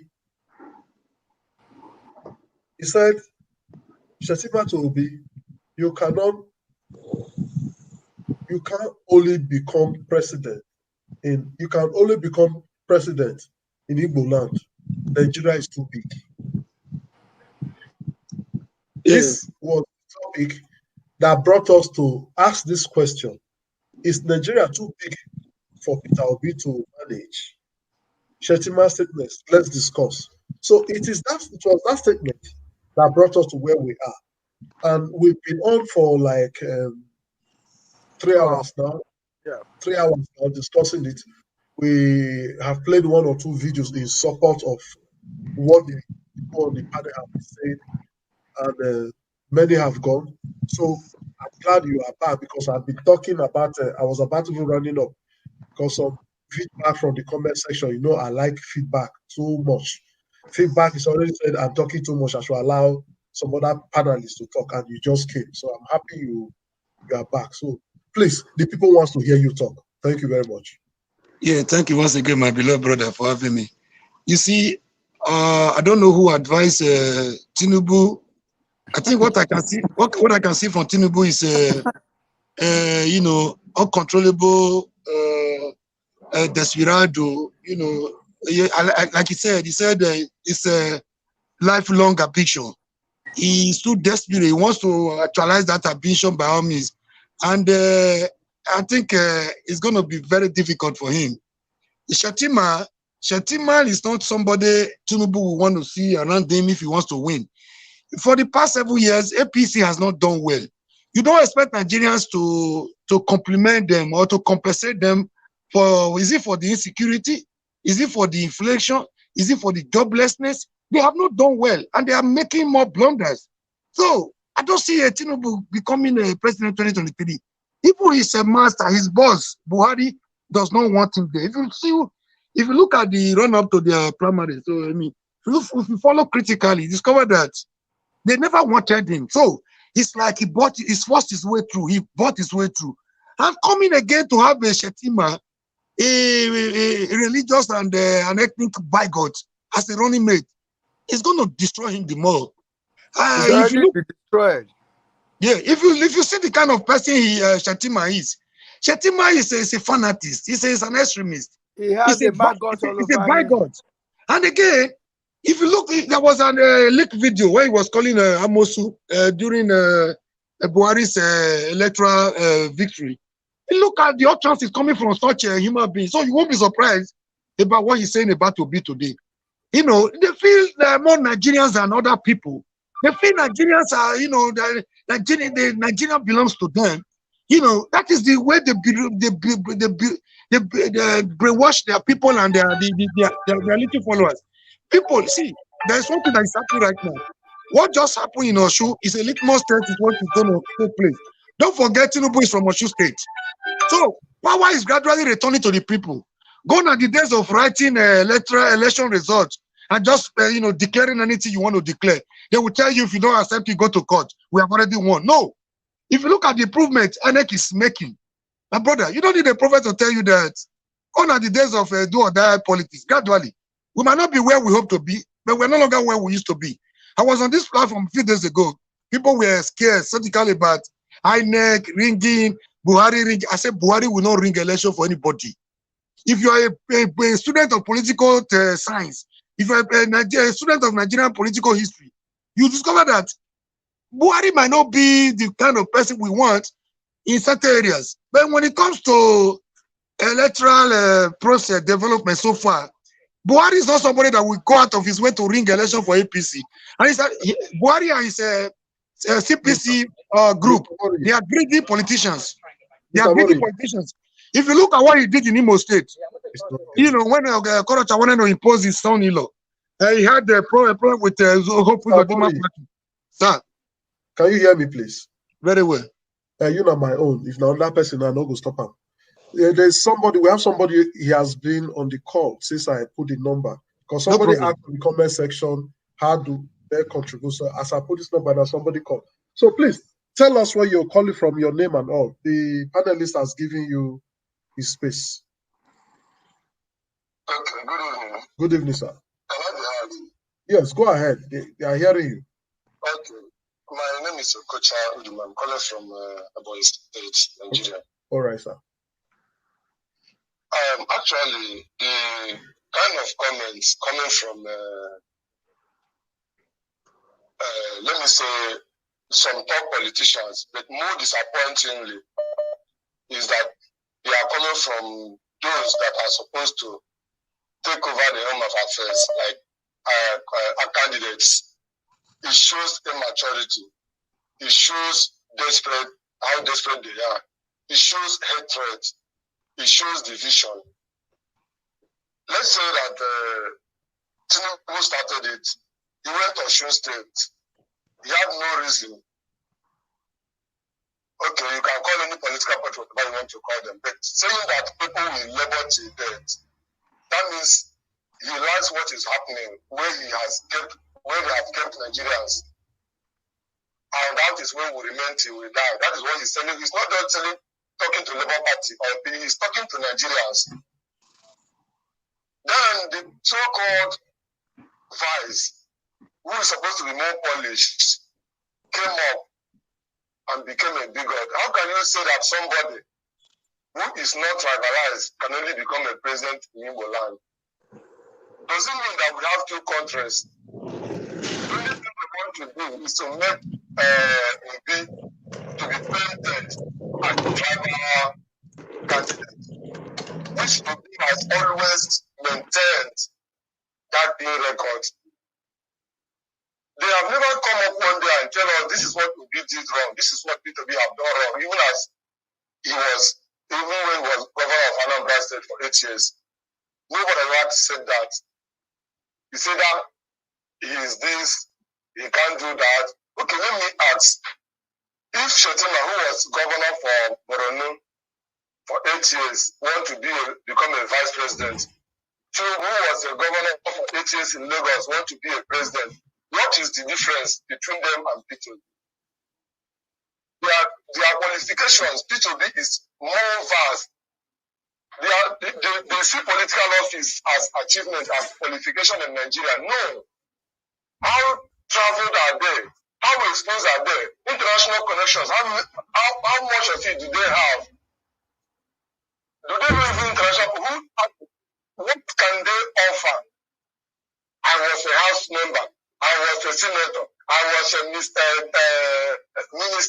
That is all they keep saying. And we know that Nigerian politics, the more you do your talk very well, the more you are compensated with political offices, even at the grassroots.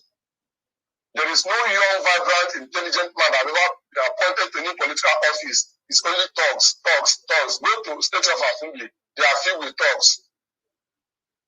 Is this how we are going to continue? One thing I know is they know that their problem today is Obi. Bola Tinubu is not fighting PDP again. PDP agents are not fighting APC again. More disappointing. So that everybody supported in 2019. He's no longer fighting those who were fighting. He's not fighting Obi. Why is Obi their problem? That is the thing, that there's something that they are seeing. That means Obi is the only one that is blocking their chances. And I want to encourage this platform and every other platform and every other supporters of this movement. I know anybody in abroad, many of you are in abroad, anybody in abroad has a family that he controls in Nigeria. You may not be here to vote. Your parents are here. Your relations are there. Your friends are here. Please, apart from what you are doing online, talk to your families. Talk to your people. Let them understand what you are saying. Even if we cannot have your one vote, you can fetch us more than 50 votes. I want to believe that what we are doing now can take us to where we want to be. Somebody made a statement, Voila for that matter, who is so respected. He left the PC because of Shettima. He said something that Tinubu will never win Lagos State except if Obi steps down. And Bola has been a very strong voice in APC. For him to have made that statement, I don't joke with his comment because he's always objective. Let us have this strong mind that nothing will stop us and nothing will stop Obi. And by the grace of God, we will make it. All right. Thank you. Thank you. We're having another caller from. Let me quickly see if the caller can just call in now before Mr. Mori, you continue. Or else, once you miss, okay, call back. Yes, caller, please. Please talk to us. What's your name and where you're calling from? Okay, my brother, how are you? Fine, thank you, bro. Okay, I just came back now from church. I just on my TV. I see your program and I like what you're doing. Thank you, I said, okay, let me contribute. Okay, you know, you're doing a great job. God bless you, my brother. Thank you very much. As you guys are doing all this job, it's not easy. Are you hearing me? Yes. What you guys are doing is not easy, but it's only God that is threatening you guys to do it. Are you hearing me? Yes. Because sometimes people come and criticize you guys that you guys have collected money, you guys have done this. But those are enemy of progress. Okay. My brother, I am calling from Canada. I'm calling from Toronto, Canada. What's And your, my wife and my kids, they are watching. You know why? what's your name, sir? Okay, my name is Kinsele Okudere Anovo. Yeah, I'm calling from Toronto, Canada. So, my brother, honestly, I every time I remember Nigeria, the situation of Nigeria, I wept, I cry. You know why? I know how I suffered all my life with nobody to help me. I was doing hawking, I was doing a lot of things. Then God helped me. I come to this country now called Canada. And God has also blessed me and blessed my family. You know, P2B coming out to be a president of Nigeria is God sent. Are you hearing me? And what people should understand, this is the day of light and the darkness fighting. People in Nigeria should understand, and people in diaspora, they should understand also. If we don't push these evil people out, you get my point, to take back our country, Nigeria is finished. There'll be no Nigeria. I'm just telling you guys.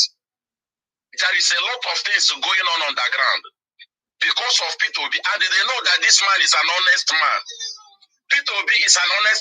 Immediately P2B came out, my spirit told me this is the real man that will lead Nigeria, and you see that corruption in Nigeria will end.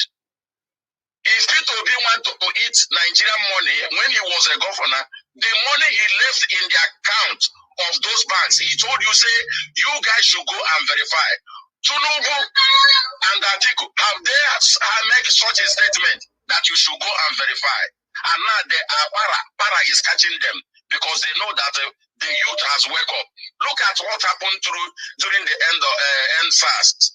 How the military slaughter our people. Nobody could say anything because the youth want to take back their country. So my brother, you guys should continue what you're doing, and may God continue to bless you. I am so blessed to contribute this afternoon. P2B is a Messiah. Thank you very much, sir. We have another caller. Please, I'm not a prophet, but it's like I'm prophesying. Thank you. If P2B in office tomorrow as a president of Nigeria, you will see what will be happening in Nigeria. Nigeria things will change. All of us living in abroad, my brother, suffer don't tire me. I'm tired of code. Code is killing me here. You know, I have everything, but still, that's my country, Nigeria, where I come from. It matters a lot. All right, thank you. Let's take another caller. Thank you very much. Yes, caller, please tell us your name and where you're calling from.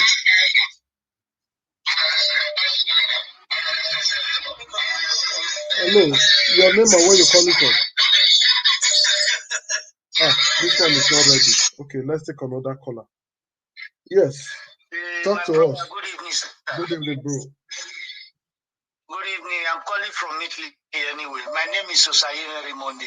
Okay. So, my brother, I'm very grateful for what you are doing anyway.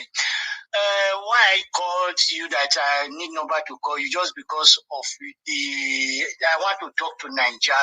Okay. To Niger, I always listen to him when he talk. I believe when you can't explain the past years to Ram, there you can understand that Nigeria was not like this before. The time of 70s to 75. University students are they give card look to them. Yes. They receive. Yes. You understand me? They receive. And primary school at that time, when I was in primary school, the law come out that if you take first term you do first, second term you do first, third term you do first, you will be awarding a scholarship. That was my time at that time. So what I'm trying to say is that Nigeria have been very, very, very, very good to every one of us at that time. Even though there are supermarkets, you can go and collect things. Even though you have 10 euro, 2 naira a low, it will reach you to go to supermarket and collect things. So what I'm trying to say is that Nigeria, there is a set of people that came to Nigeria and destroyed Nigeria. These are the devil. You understand? So we are trying. to make sure that Nigeria should go to the past, because the university, the people that attend school in London at that time, our currency is higher than past that time. The time we were using shinis and pen. I can remember the time when my senior brother attended school in Britain. I think he studied playing an engineer. So even though if my uncle want to go and give him money that time, we load things. It's from Nigeria. We send money to them to go and school that time, because Nigeria was okay. You can even move in the night without fear. I can even remember one of my uncle again that is a pay and roll. He's used machine from Lagos to Benin. Even though we come in 2 o'clock in the night. So my father would be saying that, why do you say that everything is okay? He's from Lagos to Nigeria. He will use 975 machine. Pay and roll, they call them that time. So he will use it down from Lagos to Benin without fear. The little thief we have that time is the thief of chicken and goat. That's all. Nothing else. So myself at times I will sit and see why Nigeria just become a country where a child cannot move an inch. So my brother, my sisters, please, can we just join hands together and rub mind together to make things work? Thank you. Thank you. I beg. Because if I remember the past, Nigeria, myself, I'm living in Italy, about my children are in London schooling. So it's a very bad idea. If to take children home would be very difficult for people. All right, thank you very much. Let's take another call, sir. I think this will be the last call I'm going to take. All right, thank you. Thank you very much, sir. Yeah. Yes, caller, please talk to us. Where are you calling us from and what's your name? Hello. Hello. Put down that your side is noisy. I picked your call before. I don't know if it is television you are listening to. It's noisy. Your background. Okay, it's your interview. Okay, I should click on your interview. Yes, put it down. It's disturbing us here. Okay, you can hear me now. I can hear you. Why not? Is it okay now? Yeah, it's okay. Please talk to me. What's your name and where are you calling us from? I'm calling from Israel. My name is Kingsley. Okay, Kingsley, talk to us. All right. Please, I thank God I stumbled upon this your interview. Wonderfully, it is something that all of us need to encourage. I just want to encourage you. Thank you very much. And also believing that Nigerians are hearing us. Thank you very much. Somebody called before from America, I think either US, and the person was saying what I want to say was saying, please, it is a pleading. All of us in diaspora is pleading. Let's not lose this opportunity. We want to come back. We're almost like people who are in exile. We can't go back home because everybody's afraid of the kidnapping, of the insecurity. What we are seeing is terrible. Since this emerging of Obi, it has been like hell has broken loose. It has been like the whole world is turning down. So there is something in Obi. You see, my advice to you in this program, I have already subscribed. I'll be following you. When we are in school in those days in the village, when we are going to school, it is only the fruits. Any tree that have fruits, that is the one when you go closer to that place, anybody that do farming there, we lose all the things they plant there. Because you can't hold us, we must be going to that tree. Because that tree have fruit. Why there are other trees that do not have fruit? When you go there, the bushes are there. It will be is like a tree that have fruit. That is why Shettima, all of them are throwing the stones. The thing I will really say is their words should not be, you people should not help them to make them so popular. Hello? We can hear you. Go ahead, sir. Yeah.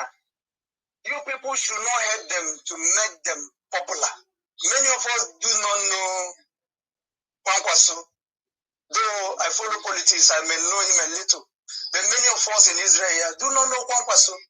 But by the time he went to merge with Kwankwaso, everybody began to know him. But that is sort of, I cannot be advised to somebody. And this Kwankwaso and all these people talking, in a scale, they are nowhere to this man, Olobi. He was going around telling the whole world, this is where we are, this is the figure, and this is what I can do. Go and verify. And none of them has said anything like that. Please, my brother, I don't know how I stumbled upon this, your program. I will be circulating it to all our brothers here and all our friends here who are angry about what is going on. And since we'll be in March, we have been shouting. It's like God has remembered us. Thank you very much, sir. Thank you very much. We are, like that word I used before, we are almost like people who are in exile. We can't go. You people are there, it's as if you people have known where to go and hide. We now, we don't know where to hide. All the houses we will build, we can't go there. If you return, you can't use a car because you will be picked easily. So nobody wants to go. Yes. We are like people who are lost. Thank you very much. Thank you very much. Hope. Yes, we are always here Monday to Monday. Monday, Tuesday, Wednesday, Thursday, Friday. We do newspaper review every 10 o'clock Nigeria time, where we review newspapers and we talk about the newspaper review. While at 5 o'clock Nigeria time, we come here to discuss issue affecting the country too. On Friday, every Friday, we have a normal debate where we also talk about, it's like a debate. We ask questions, people come to talk like this, but that one is more hotter than this. We call it.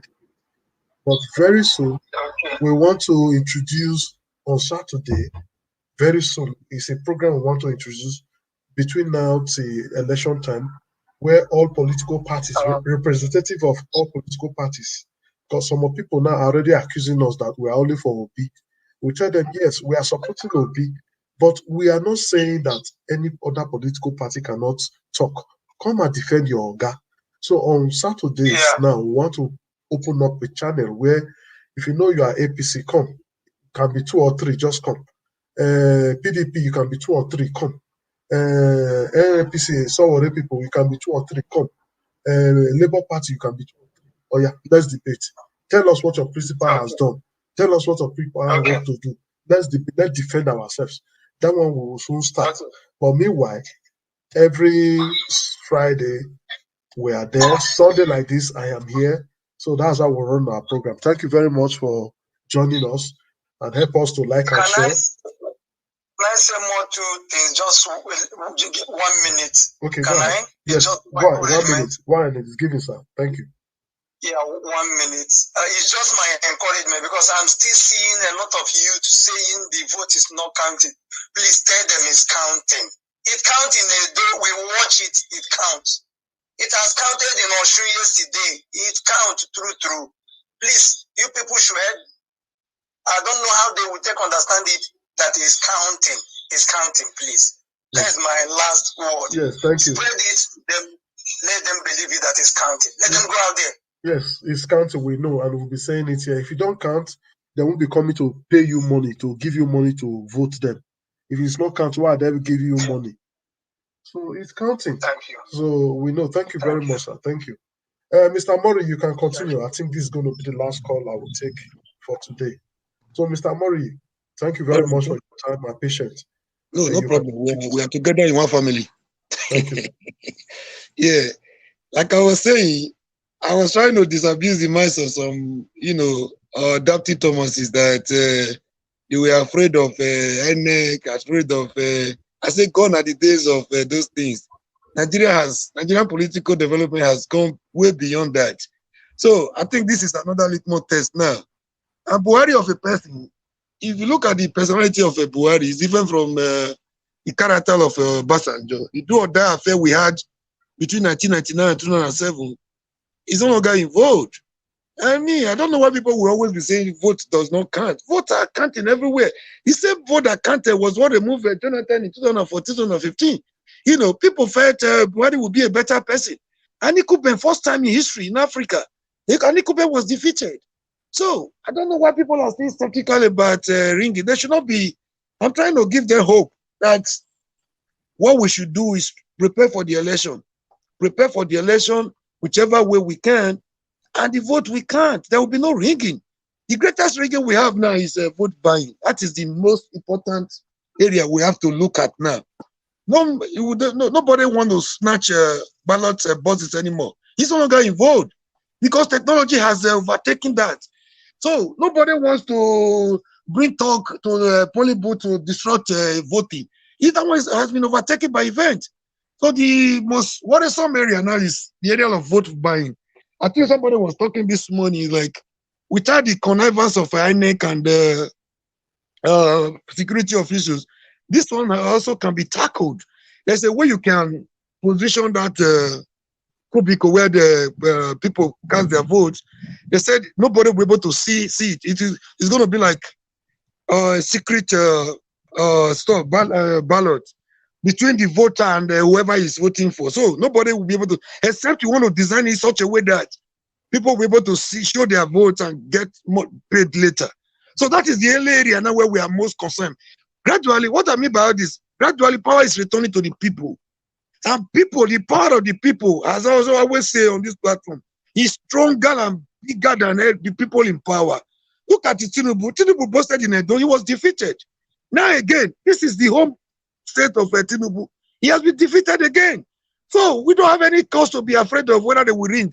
They cannot ring. Even if they want to even ring election.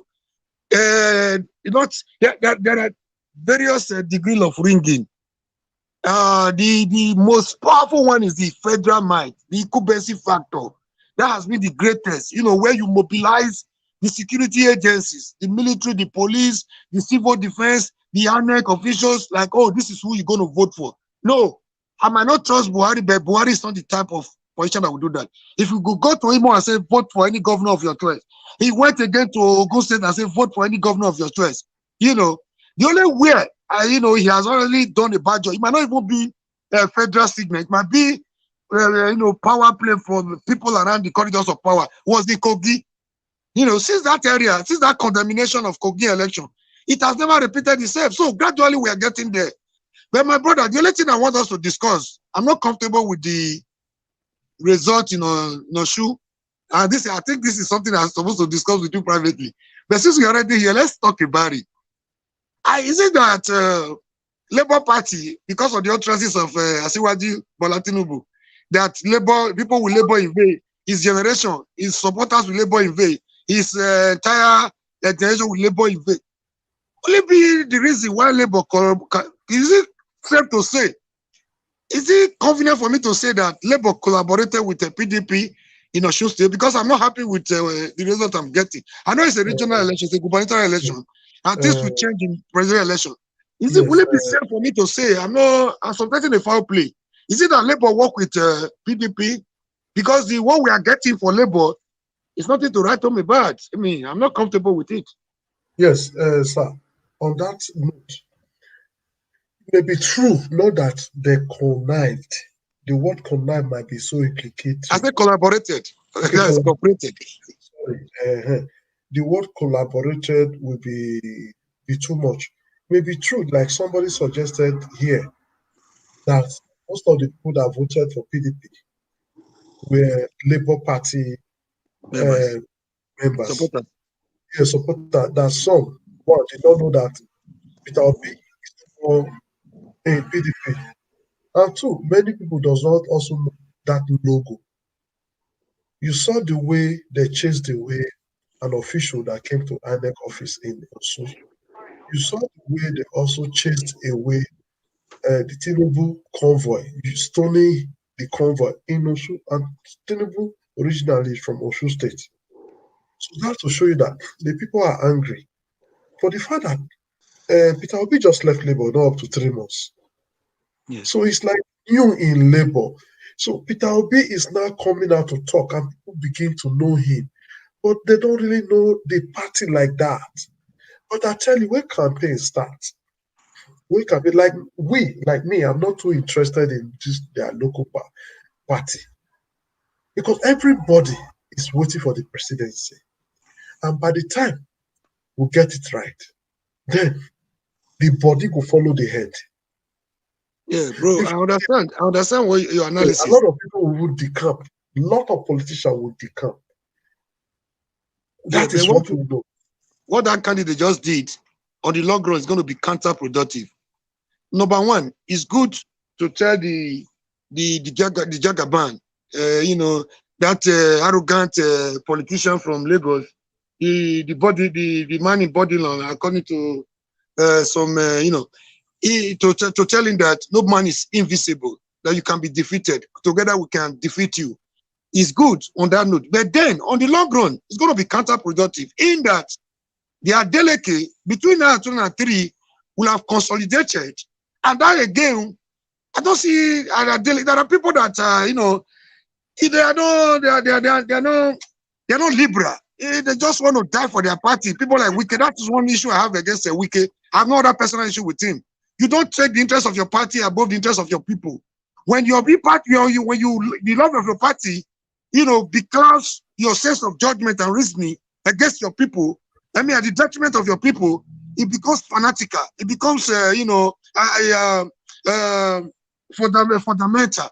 And I'm not comfortable with people like that. And this thing we have just done now, if that was what that last did, the Labour candidate, I think it was a wrong move. It was a wrong move. It is good primarily now to defeat a common enemy, which is Jagaban. But in the long run, don't forget, they will consolidate between now and 2003 to work against them, to work for their master, who is Atiku.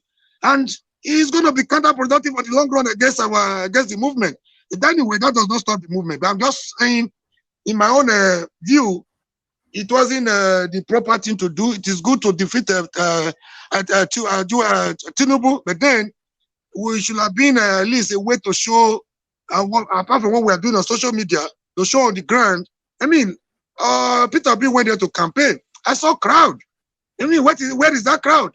It's like at the 11th hour, the Labour candidate sold out. He must have told his supporters, vote for Atiku, vote for PDP.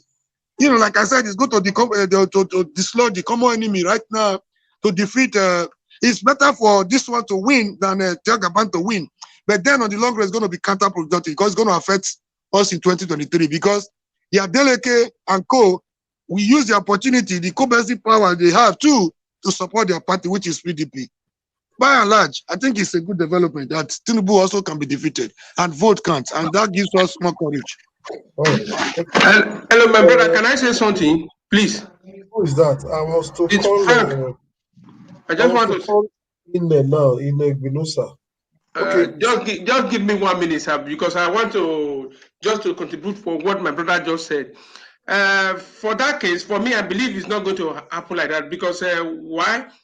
For instance, I will use Edo State as an example. Edo State is PDP now, but I'm telling you, when it comes to 2023 election, for presidential election, Edo State is going to be for Obi. That is for sure. I know people are unique. Don't joke with us. If you talk about political consciousness and awareness, Edo is rated number one in Nigeria. I'm still telling you, my brother, don't doubt this word. That is what is going to happen in Osun State when it comes to presidential election. So because if for example, the man of Labour Party say, okay, let's have a dialogue. Okay, let's do it this way to defeat this Jagaban. Okay, do you think there's nothing going to come for return? Actually, there's something going to come for return. Because where I will be afraid, where I'm supposed to be afraid that if, for example, they are going to do the presidential election alone, and the senator or House of Representatives and others another day. That is where I will be afraid. But if they are going to do it one day, I assure you, my brother, because that is the only way we can get, and that is the only problem I think. For governor, I didn't think we have any problem. Thank you. Bro, let me just correct one impression you made. You made an assertion that is very wrong. If he did it, sir. Mr. Modi, please, you were not here before. I want you to listen to this. Great again. And I can bet you together, praying and working towards what we pray for a Nigeria of our dream, I can bet you Nigeria will be great again. But don't forget that we must pray for the coming elections. Pray for leaders that will come and help to manage the God-given natural and human resources that we have. We have not been that lucky. I don't care wherever party it comes from, but what is key is that we need now to tell ourselves the truth. We need men that will fear God and do the right thing now. Nigeria cannot afford to get it wrong again. So please, it is important. And for some of us that are already in the system, I think it is time to know that yesterday is gone. By the grace of God, I can tell you Edo will remain peaceful and becomes the real economic hub of Nigeria. So I urge all of us to pray for Godwin Obaseki.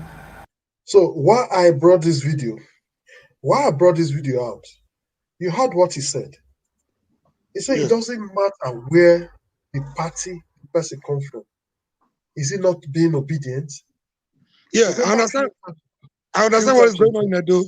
And what is happening in Edo, the Obaseki you see today and Shaibu, I said in one of our discussions the other day, like, these two people would have been in labor before Obi even became.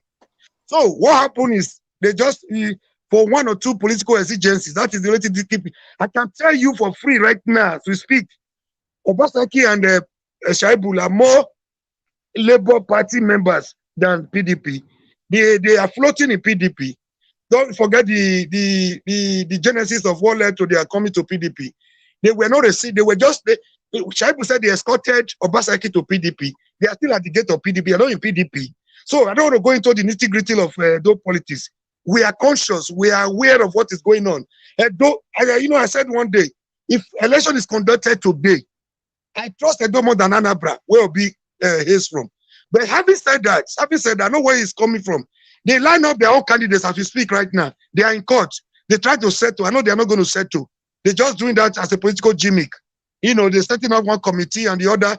The governor, Wike will not allow the Danobis faction to cooperate with Obaseki's faction. What they did in their own wisdom was to line up candidates. So while the case is in court, while they are having another Zamfara in PDP in Edo, the governor and his deputy have their candidates line up in Labour. Those are the people they are going to support. I'm already aware of this. But to correct the impression of my brother who made a rebuttal while I was talking earlier, who contributed also, if the Labour Party last candidate did that at his own capacity as a candidate of the party, without the input of the party or those that came to assist him, if that was tantamount to anti-party in the highest order, it ought to have been an agreement. If that was selfish and a greedy arrangement. So it's not good for Labour. But having said that, I think we have gone past that, where we're just talking about what has happened already. We can no longer, bring that one. That one has happened already. But it was the wrong calculation if it was done within his capacity as a candidate of the party. If it was an arrangement between the party, both party, Labour and PDP, it would have been a better arrangement. Having said that, I think it's a good development. Seeing the Jagaban, the arrogant candidate who feels nobody can exist without him defeated. I think it's a victory for all of us. Thank you very much.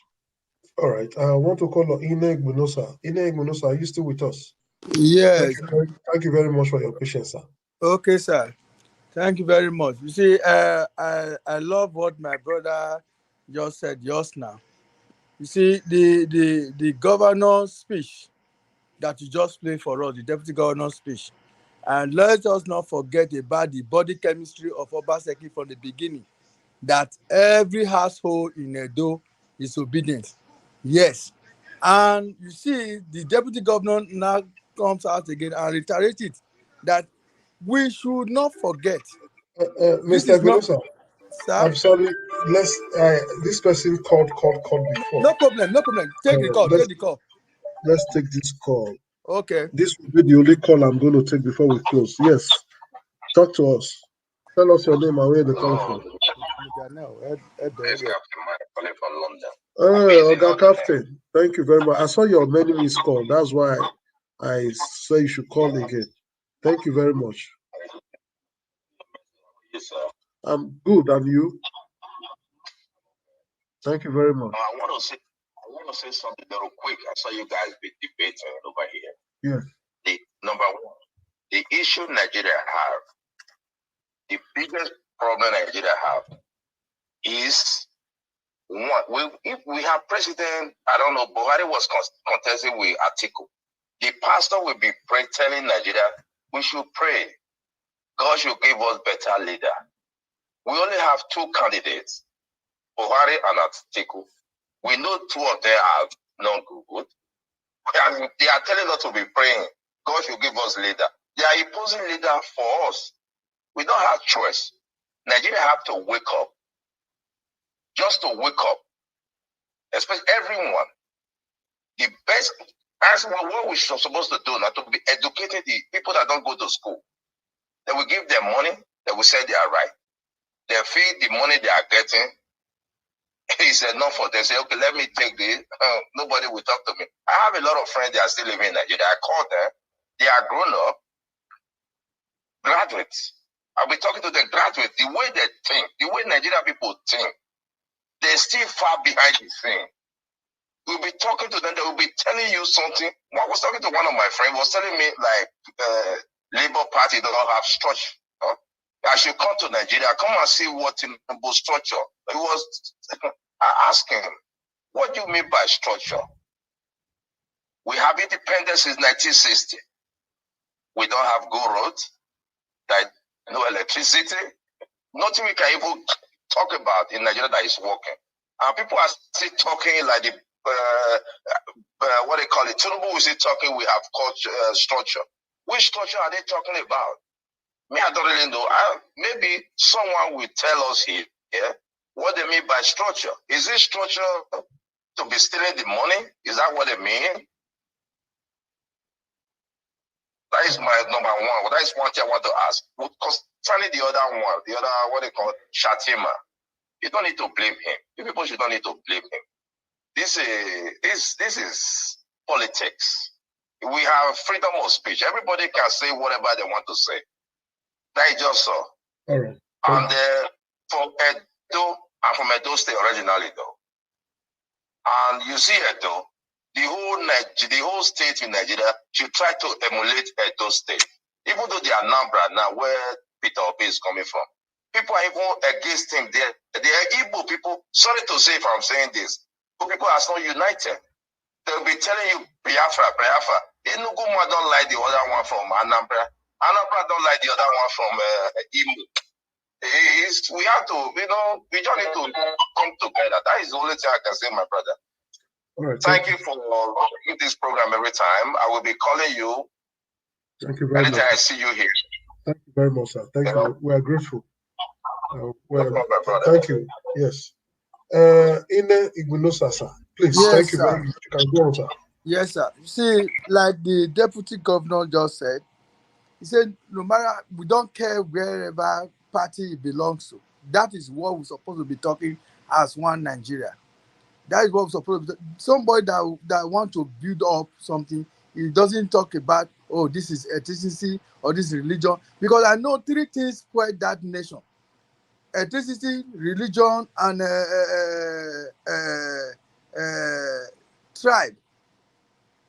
All these, oh, he's not a Christian, he's not a Muslim, he's not from this south, he's from this way. That makes it not to go well. Now, Peter Obi has come to say this is what Nigeria should be. If you look at what the man is talking about, you don't even need to look for pounded yam to eat the food. Say, don't vote for Peter Obi because he's an Igbo. Vote for that person for who will bring Nigeria to a better place of living.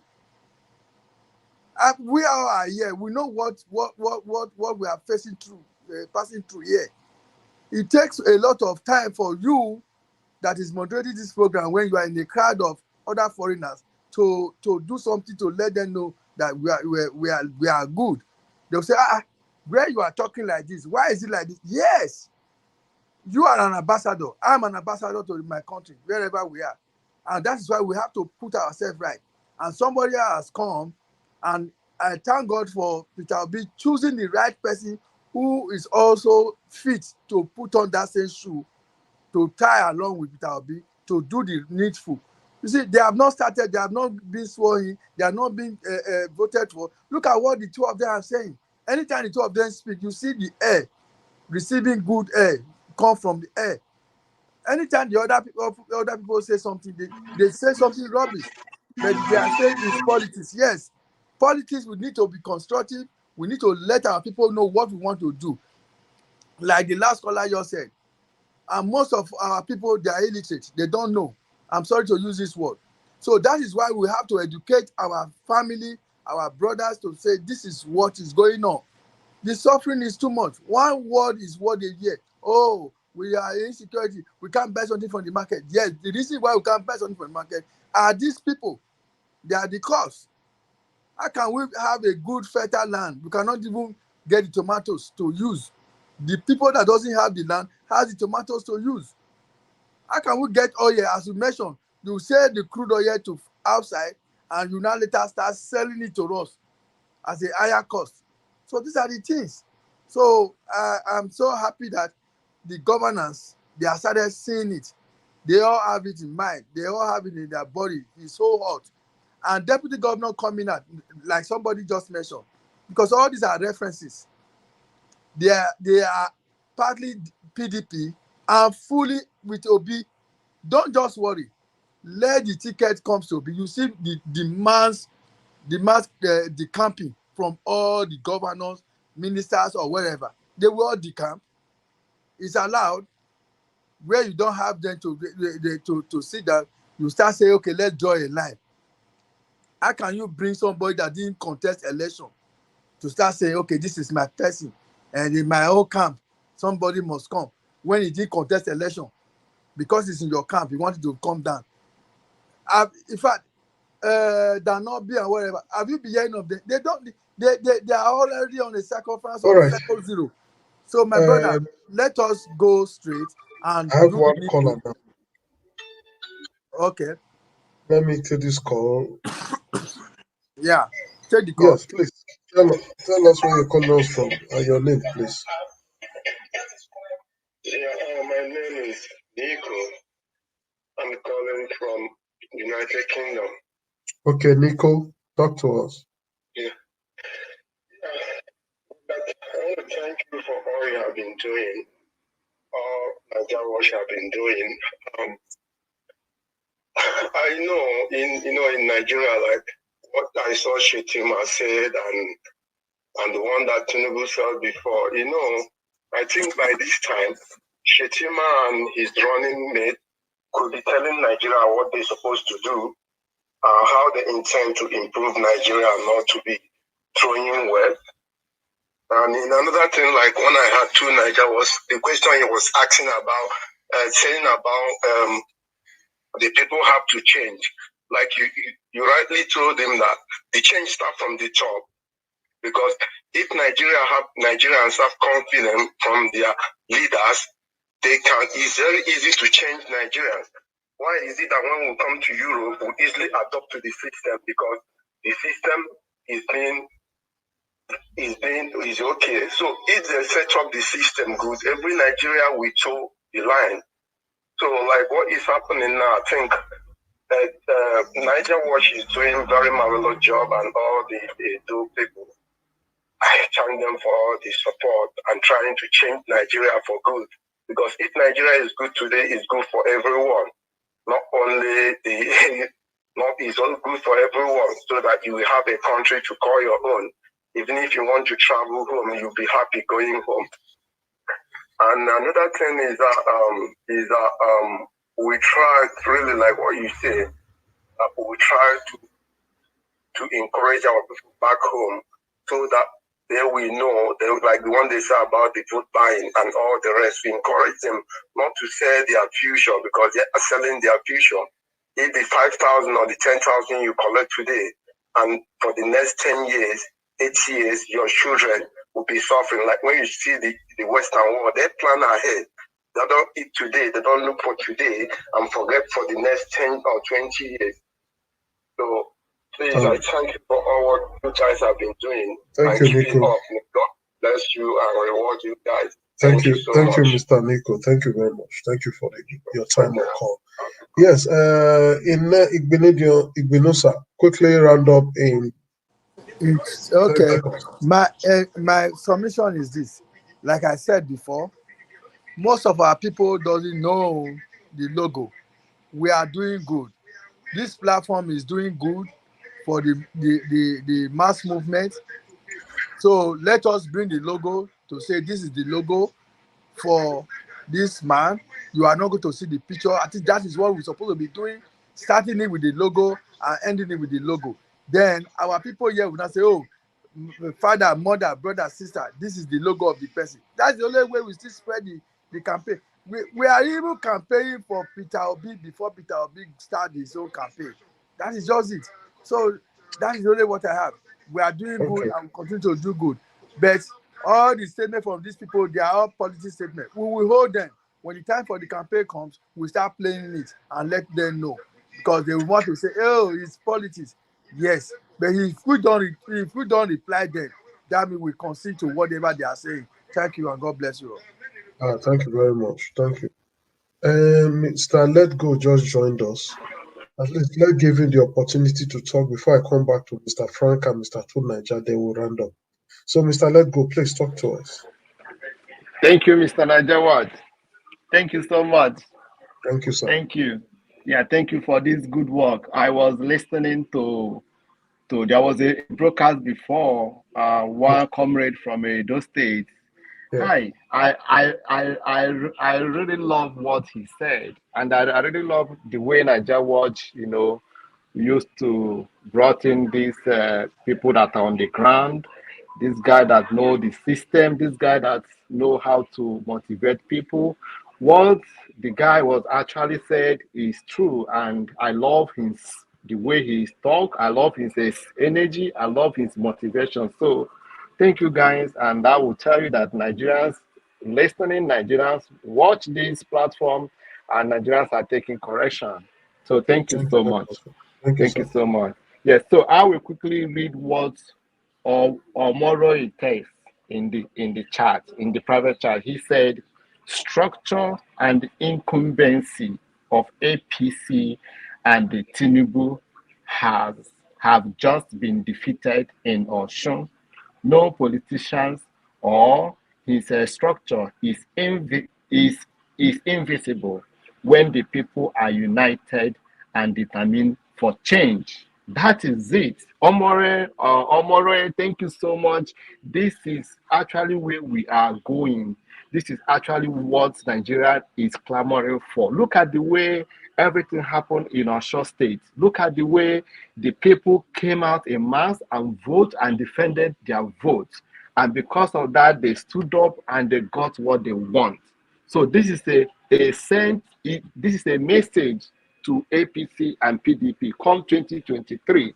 And please, Mr. Niger Watch, INEC make a broadcast 2 days ago that since they extended voters registration, that the youth has slowed down in coming out to register.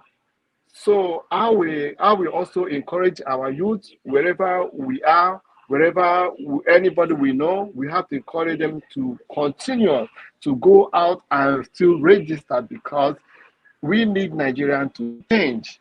And I will tell you the truth right now, in a PDP, in a Tinubu camp, there is tension.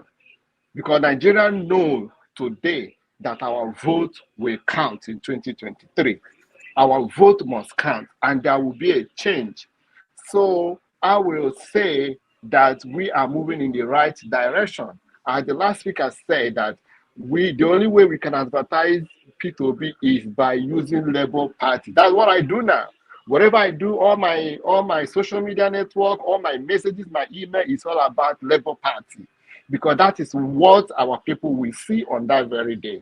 That is what our people in the village that does not know the names of P2B, they won't see the picture of, they don't know who the person is, but when they see that logo, they know that this is where we are going. So I will say, wherever we are, whatever we are doing, let us forward, let us advertise this logo. Nigeria is going to change. Nigeria is about to change, and everything will start falling into place. That's one thing I have to say. I have no more thing to say because I came in very late, because I've been very busy. So I thank you so much for giving me this opportunity. And you Nigerians out there, believe in yourself. Believe in our country. We don't have any other country except Nigeria. Many of us that are in Europe, America today, yeah, we work so hard, but we have made money and we want to come back home and help our country. Then the only way we can do this is for us to be determined, to be together, to determine to change, as Omore just type it on the private chat message. Omore, I will say thank you. This your message made my whole day beautiful. Thank you, Mr. Niger Watch. Thank you, and God bless you and strengthen you in Jesus' name. Amen. Thank you. Thank you very much. The structure is the people. Let's forget about those English structure. And the structures are the people. I want the people to make up their mind to say this is who we want. That is what they will get. If they are serious about it, if they rise up for it, they will get it. Unless when they are not participating, when they are not serious. So this time I will go back to Frank. Then after Frank, to Niger, then we'll round up. Thank you very much. So Oga Frank, talk to us. Hello, Frank. Hello, Frank. It's like Frank is not there. No, I'm here. Aha, thank you. Please talk to us. 2 minutes. Okay. Anyway, thank you for giving me the opportunity again. Don't so much have what to say. Let me just emphasize with that the last caller, what he just said about the structure or something like that. I don't think they are talking about structure again. So because the time they are talking structure have already passed. Now I don't believe they are structure because they have seen the structure. The structure is we that who don't have who to fight for us. We that the orphanage, the Amajiris, we are the structure. The people who don't have food to eat, who don't have 3 square meat to eat in a day, those are the structure. So which structure they are looking for? They should not worry, they will get it when the time reach. So that is just my contribution for that, because I see no reason for those talk. We are waiting for me, if maybe today or tomorrow is just the election, so that let's do it and let's start the work. Thank you very much, and good night, everybody. Thank you. Mr. Niger Watch. Yes. Yeah, please, Omoroye he said he's on the back. Yes, he's on the back stage. Yeah, no, he should have put on his mic. No, he's one of us. He knows the rules. He left and he's been there. I thought he purposely just did the hair. Now, I thought he's the one that like it like that to be listening. He knows the rule. He knows more than me. Okay, it's all right. Go ahead. Okay, Niger, talk to us. Hi. Yeah. 2 minutes. I think somebody mentioned the people is the structure, and that's basically what I was saying. When we keep thinking that it's the leader that comes first, it's the people that are the ones that are going to make the change. And when the people decide, then the leader will be able to change them. No leader will come to them and tell Christians to turn into Muslims, and they expect the Christians to listen to them. or the Muslims ask this thing, the vice versa. The point is that the people are the one that choose, then the leaders fulfill what the people choose. And I think when people start understanding that, they will stop thinking about a savior. They will really, because we say it, but we don't seem to realize when we are saying it, when we say the people are the structure. The structure is what the leaders stand on. It's like a stream. I keep using that example. That droplet is just the leader. The stream that empowers the droplet is the people. The people are, if the people don't support the leader won't be able to function. And this is why I gave examples about some of the things our people would say about leadership, what they are going to do when they get there. They themselves are looking to behave like the politicians that they despise. So it's a kind of paradoxical behavior that leads to paralysis, because you hate the people you despise, but you want to do the same thing, and it's a vicious circle. So that's, I think that's my point. We have to start realizing that it's us. And if we decide that we want to change stuff, things will change fast. Thank you. Thank you very much. Mr. Mori, please talk to us. Okay, bro. When this old politician, the old brigade talk, there is something they refer to as structure back in the days. In their own parlance, in their own dictionary, what they mean by structure is that state chairman of the party, that local government chairman of the party, that state executive, that local government ward executive, ward chairman. When it's time for election, the Jagaban will bring the millions. Like they did it, they were doing in Edo. You take it to somebody like Pastor Yamu, like what they did in Jonathan's time. That one again will break down the billions into millions, pocket some of the money, take some to the local government chairman of the party, ward chairman, all the way down to the ward, to the unit.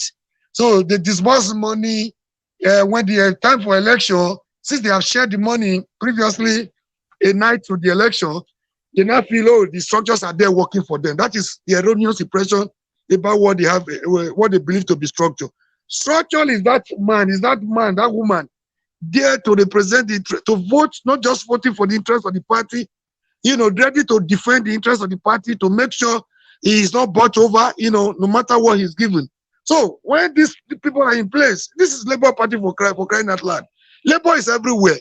The National Union of Road Transport Workers is part of Labour. The National Union of Teachers, National Union of Teachers is part of Labour. So if you really talk of party that has structure, it's actually Labour. That is every nook and cranny of the country. So by the time they say there's no structure, let them be saying there's no structure. When we are busy, was it stronger, doing the needful. But as for those that still have the fear that the election might be ringed, I come again to give them a message of hope. There will be no ringing. Even if Buhari will have ringed election for anybody, he's not going to ring election for Tinubu, because Tinubu is not his candidate. They don't want Tinubu. Buhari and his supporters don't want Tinubu. Buhari and the national chairman of APC didn't want Tinubu to emerge in the first place. So they will not go out of their way to ring election. So the ones they are doing right now is what they can do. Bring out the money they have looted, trying to buy votes. I know between now 2023, that is the major focus right now. The the civil society organization, that was their major report. Election was peaceful, no issue. Every other thing was okay. Security-wise, everything was okay. But the major focus now is this vote buying. I think they're going to nip it at the board. If they rely on vote buying between now 2023, they're going to be disappointed, and they will be voted out of power, and they will go into their political oblivion. Thank you very much. On this note, I yield the floor. Yes, on that note, I use the floor to the people that have been watching us from beginning to now. We say thank you very much to all our viewers. And again, we say thank you to the people that have supported us through Super Chat. I think we just got one person here. Please try to encourage us. It is not always easy. A Super Chat symbol is right up of the comment section. You can just click and follow the instruction. And we want to say thank you to everybody that has been on the comment section. Yes, I think I almost, if I miss anybody, I'm sorry, but I think I did not miss anybody. For those that did not call their name, I put their names on the screen to show that yes, we recognize you, we appreciate you, and we are saying thank you. So I go back to the people that called in. Wants to thank you to those that called in today. The first person was Okocha King. Thank you, Okocha King. You called in, followed by Kingsley Okudiri from Canada. Yes, thank you for that call. The Osayomere Monday from Italy, you called. I want to say big thank you for your contribution. Kingsley from Israel also called. Thank you, Kingsley from Israel. Then Captain Mike that called from the UK. Captain Mike, we say big thank you. Then Nico called from UK. Captain Mike, yeah, Captain Mike, London. Nico, UK. So we say thank you for those people that supported us through call.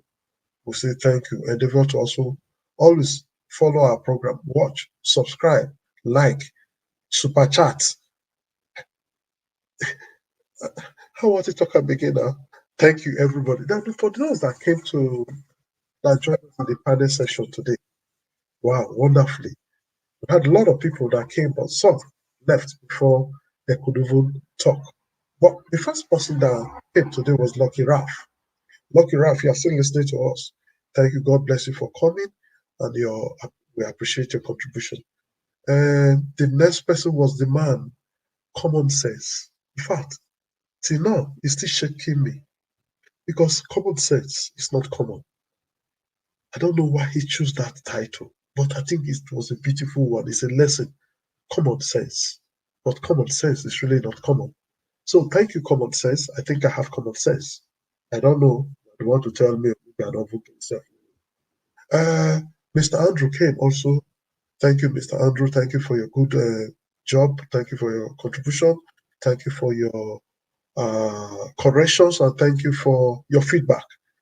I want to appreciate you. Thank you very much. Miss Ugo, the first woman that spoke today. Miss Ugo, thank you very much. We appreciate you. Thank you always endeavor to join us. After Miss Ugo, we have Charles. Charles, thank you. You just spoke and you left. Alex also came. He spoke and he left. In CBD, my brother KD, you came, you spoke, and you left. Mr. Frank, you came, you spoke again, and you left. Thank you very much, sir. We appreciate you. We have Mr. Lucky. Mr. Lucky came, he never spoke. Before we called on him, he left. Then we have Tim. Tim also did not speak. Before we called on him, he left. We had Pascal Okoye. Pascal, you came. I saw you, but you left. You didn't say nothing. Thank you for coming. At least you came. You show yourself. But next time, we'll make you talk. Thank you. Your contribution is very important to us.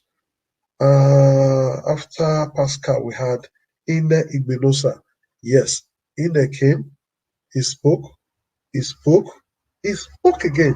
And he's still here. Though just does bye-bye. So we appreciate you, Mr. Ine Igbinosa.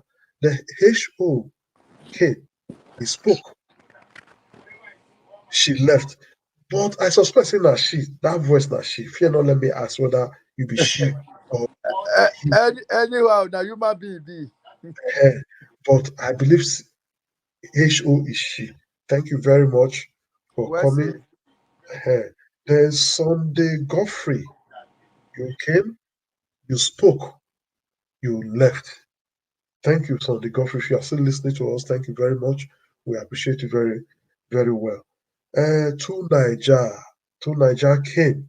He spoke, and he's still here. He's still ready to speak, but we need to go now.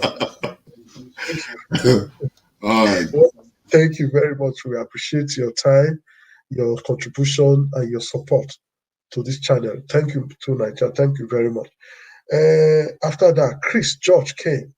Chris George never spoke. He left.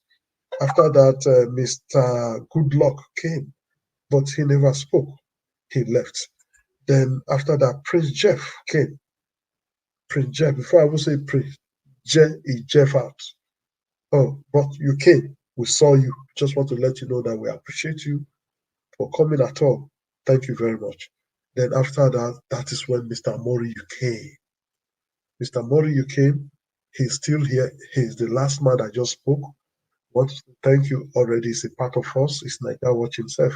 So wants to also say thank you for your time and support. Wait, let me go with the thank you, sir. Will you be Nigeria Watch? Now you go thank me. No, I don't thank you. Then Mr. Let Go. Thank you, bro. Mr. Let Go came later on and he spoke and he's still here. Mr. Let's Go. So I will say thank you for to everybody that is still here. Then if you wish to say maybe bye-bye for 1 minute each, it will be allowed if you wish. That is not me again. It will be allowed before I round up, before I roll up the broadcast. So if you wish, Mr. Ine, Yes, start. yes. All I want to say is this. Thank you, Mr. Niger Watch. And how is Leftist doing? Yes, he's doing well. He's getting He's better. doing well. Very fast. Okay, Yes. thank you. So what I want to say, my fellow Nigerians, we have hope. The election yesterday restored hope. If APC, with all our money, with all our powers, can lose Osho State, if Tinubu can lose Osho State, that is his backyard, he has no structure. The structure is us. The structure is you that is in that village that you can't even have transport to go out to the city to do your normal activities. 2023 is around the corner. Let us go. Let us get our PVC. Let us guide our votes. Let us encourage everybody. Get your friends, get your mom, get your dad, anybody you can get. Let us change this narrative in our country. Let us vote Labour Party. Wherever you see Labour Party logo, that is where we are going. Thank you. Thank you very much. So to Nigeria again, just Yeah, thank you. Yeah, I would like to let our people know that we are a great people and we've always been, and we've got one of the greatest inheritance in the world that people will be proud to have.